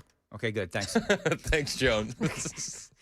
More in-depth She has analysis. been so unhelpful today. More in-depth Ozzy analysis on the Osbourne way. and fairs. Man alive. I'll check in again when it's something I care about. No, I'm sorry. Oh, Wow. Harsh. Can you tell I'm feeling better? You know what? Yeah. I liked you better when you had no voice. My husband says the same thing. What's So going does on my with you wife. guys? It's totally bizarre. It's so weird. So I was able to get Joan a big shot in the butt. Oh. Yeah. Yeah, what did I text you yesterday? So I'm Joan- so butthurt. Joan sent me a text yesterday out of the blue and says, I'm so butthurt. Oh. And I'm like, oh, God, what did I do? What did I say? Who did I say what to? Because I would never disparage Joan Jones. So I thought that something happened. She got a steroid shot in her behind. Oh. Because I told her that's what saved my career was a steroid shot from Vanderbilt. You've been juicing. You've been juicing. That's exactly So now right. I am too. It's great. You'll never get into the Radio Hall of Fame now, Joan, because Yeah. you were juicing. Yeah, I don't know how I feel about you guys with the performance-enhancing drugs. Do you know what? If I had performance-enhancing drugs, I'd be a lot better at my job. You know what? If anybody, what performance-enhancing drugs could I use? You could talk to Hunter Biden about what he took. That's exactly right. Yeah. He was in fuego the other day, He was man. ready to go. He was solid. We got our winner. If you want me to put him through or not, just let me know. Put him through, like, on the air? I don't know. I don't know how these things work. You said initiation, and you gave me caller 5, and that was it. Should we put the... All right. Hold on. And you counted all the way up to 5, right, Sam? Were you, caller number 5? Okay, here's the deal. Hello, caller 5. What's your name? What is it? It's Bob. All right, Bob. B-O-B. All right, Bob. So I've noticed something, though. You are on line 3, and we specifically said line 5 or caller 5. Whoa. So I'm a little confused here, Bob, as to... He was caller 5. I answered the first 4, and they cycled through that he ended up on line 3. You buying that, Chris? I don't know. It seems a little bit too convenient for me. All right, Bob, how many kids Come on, Chris. I don't know. I don't want to punish Bob here. All right. So Bob, how many kids do you have? You can't have more than 2. I got 2. Perfect. That's exactly what we're looking for, Bob. Bob, which fair is better, the Williamson County Fair or the Wilson County Fair? Oh, the Williamson County by no means. Oh, really? What makes you say? What I've makes never you? been, but I've been to the state fair over there in Wilson County. I didn't care for it. Why not? There's just nothing going on. I'm from Iowa, so have you ever heard of the Iowa State Fair? Yeah, there's a lot of corn stuff there. There's a lot of corn stuff. Well, we hope that you're not disappointed by the lack of corn, but we got a family 4-pack of tickets for you for the Williamson County Fair, Bob. I appreciate it, Chris. Thank you. Yeah, man. You're welcome. You guys are great. Thank you. All right, enjoy the fair. Everybody has a good time at the fair. You know what people say about the fair? What do they say? It's fair. That's what I've heard. Oh, boy. That's what I've heard. That's what some people say. I'd say it's a great fair. Donald Trump checking in on the Williamson County Fair. So you already get Bob's stats and all that? You already know that, yeah. I don't know that. I'm talking on the radio. That's why you asked. The initiation's not going well. It's really not. It's okay. You're still on quadruple secret probation. Started strong. Started strong, and then you just day by day he's starting to wilt like my fizzle. The last guy started strong too. No, don't be mean. I think you do you like the fried food at the Wilson County Fair? He was telling me we're from, where is it? You're from? You said in where do they do the fried mayonnaise? I just know random stuff. It's Wisconsin. Wisconsin Allegedly, does there's fried mayonnaise. Fried mayonnaise. Ugh. What? Yeah. Awful. Straight next to Ozzy. Allegedly. What about you, Joan? What's your favorite fried food? Like probably fried pickles. Fried pickles are solid. Can you do fried pickles at a fair? Oh, yeah. You ever drink pickle juice, Pam? Did you just call me Pam? I sure did. Again? I keep doing that. Oh, you know what? In fairness to me, Pamela Furr texts me in the morning and gives me like information and stuff. And so that's what happened. I worked with her for 7 years. It's a hard... She's the information fuel that gets you going. That's exactly what it is. Hold on. Shouldn't I be Joan? that person? Well, you got to step up then, Joan. Oh, I see. You're not texting You Dan gotta- for information fuel in the morning. Yeah, exactly right. Anyway, so Joan, what's your favorite? That spot's earned, Joan. Oh my goodness gracious! What is your favorite? Next, I'm going to call Amy my ex-wife's name. I know that's coming. Dan is so panicked and nervous. He's like repeating the question. He's like, "What was the favorite fried food again?" I'm trying you to like get fried us food, right? I'm trying to get us off of this topic. Somebody I'm likes gonna wear fried food. Anybody? I'm going to wear a tag that says, "Hello, my name is Joan." It wouldn't help every because I day. can't see you. That's right. Whatever, All right. Jan. Okay. So Joan, what's your favorite fried food? Oh, pickles. You ever drink pickle juice? Yeah. Yes, I have. You have? Do you like it? Amy No. loves that stuff. Does she love it? Oh my goodness gracious. Back in my drinking days, after a shot of Jameson, you do a pickleback. Oh yeah? Really? Oh yeah. Okay. Oh yeah. Your Clear. dad didn't know about that either, did No, he? no, he did not. I always know. How do I say this? How do you say it? When Amy doesn't want me near her, All she has to do is drink some of that pickle juice, and she's got autonomy all weekend long. That's how you say it. It's exactly how I say it. Autonomy. Autonomy. It's an autonomous weekend at my house. Amy's been drinking pickle juice. Oh, my goodness gracious. All right, very good. Do you have anything? Well, I did have I have a story here. Do you know what Ring? You know Ring cameras? What they're bringing to the homes near you? Yeah. They're bringing a spy drone that will monitor your house for you. A spy drone? A spy drone. It sits on like this little dock, and then it will float up and float around your home so you could do like a tour of your house to make sure that nobody's screwing around in there. That sounds strange. It's really creepy looking. Is it? Real creepy looking. Well, and then the other thing is, how do your neighbors know that you're not spying on their house? Well, the one I saw is only on the inside, but it has. They have been able to have it scout perimeters, so you could have a drone hovering around your house. Would you do that? No, I wouldn't do that. You wouldn't do that? No. I'd only do it if it had lasers or something. I want my drones to be able to go on the offense. You know what? A kid starts like riding his bike too close to your lawn. You could just zap him. That door-to-door salesman on the Segway shows up again. Oh my gosh, the pest control people just zap him. Yeah, you get a high five guy at your door. High five, just take him out. Sorry, that's all you got to do, man. Just take him out. Yeah. No, I haven't had any door-to-door people lately because we've got the "Do not even look at my house" sign up. Oh, that's a step above. Oh yeah, it is. I think it says no soliciting, don't knock on my door, don't even look at my house. That's what it says actually. Really? Yeah. How unwelcoming. Joan, I don't know if you've noticed, but I'm not exactly unwelcoming. I'm not exactly welcoming. I'm very unwelcoming. Yeah, you are. Okay. Just put a bust of your face at the end of the driveway. That's all you need. Did you hear what he said? Yeah. Say that again so everybody could hear you because we were laughing over it. That was good. Go ahead and say it again, Sam. It's your Just last need day. a bust of your face at the end of your driveway. That'll keep everyone, dogs included. No one will come near it. Some people have lions at the end of their driveway. You get just Mandus. Sphinx. Put you on a Sphinx. Have me with my shirt off. That'll keep them away.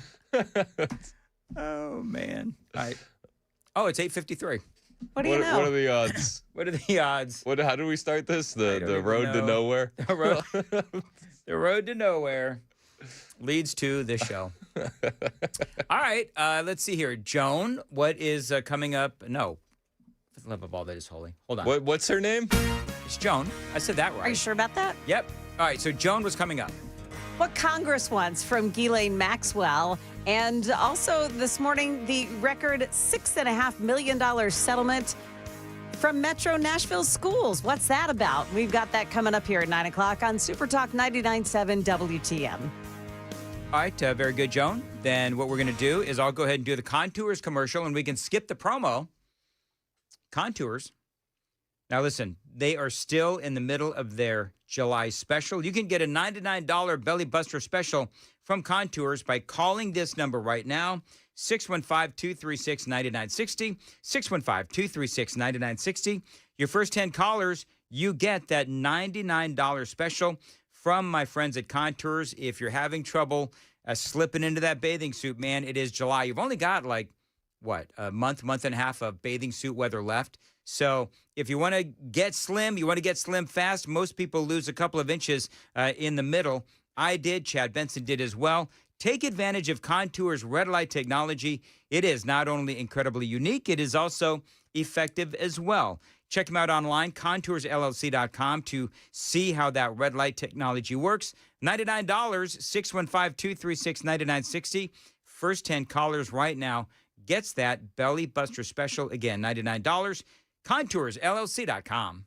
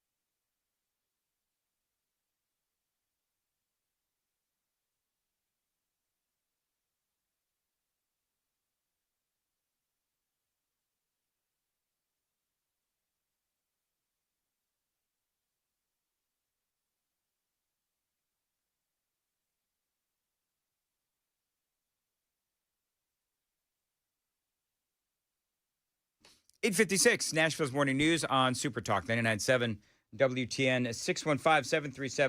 615-737-9986 is the phone number. Super text line is open. Want to tell you about my friends at Zintex. You know about my bathtub. I'm not going to tell you about it again. People keep picking on me about the holes in my bathtub. But if you have holes in your bathtub, call my friends at Zintex. They are here to help you.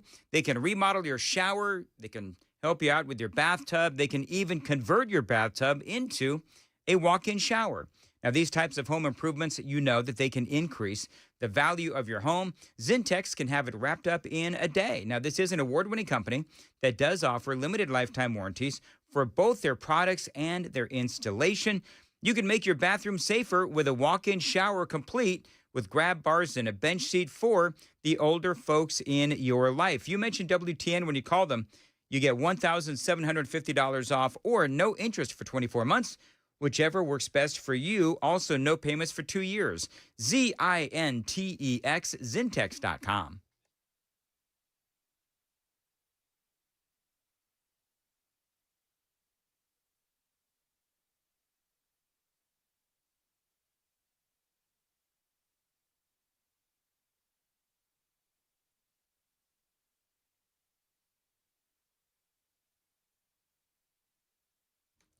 $8:58, Nashville's Morning News on Super Talk 99.7 WTN. So a lot of people reacting to that last segment. Some people saying, oh, what a shock. I knew Mandis was a jerk. He's not welcoming. You said you weren't welcoming. Well, I'm welcoming to the listeners. I'm welcoming to people that come to my home that I invite. By invitation only. By invitation. I'm very welcoming to people that I invite to my home. Via invitation. But if you are a high-fiving pest control person, no, you're not invited to come in. And my sign, it definitely applies to you. I'm welcoming to Joan. You are. Sure. I'm welcoming to him, whatever his name is. You are. I'm welcoming to you. You're very welcoming. So I'm a very nice guy when I know people. Oftentimes. That's exactly right. So there you go. What is coming up next? Well, we're going to talk about. There's my. I got to turn that alarm off. That happened yesterday too. It did. That's my day off alarm.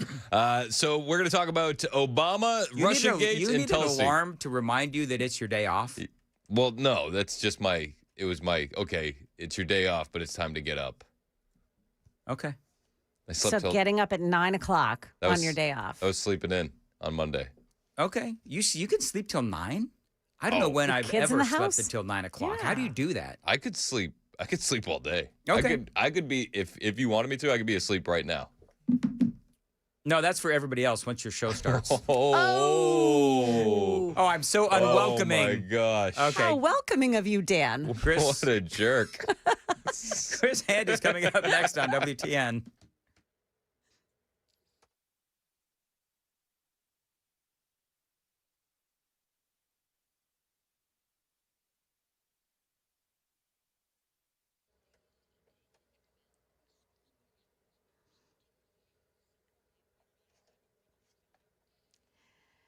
Good morning. It's 9 o'clock. I'm Joan Jones with your top stories. We know now the identity of the woman who was killed in a hit and run on I-40 yesterday morning.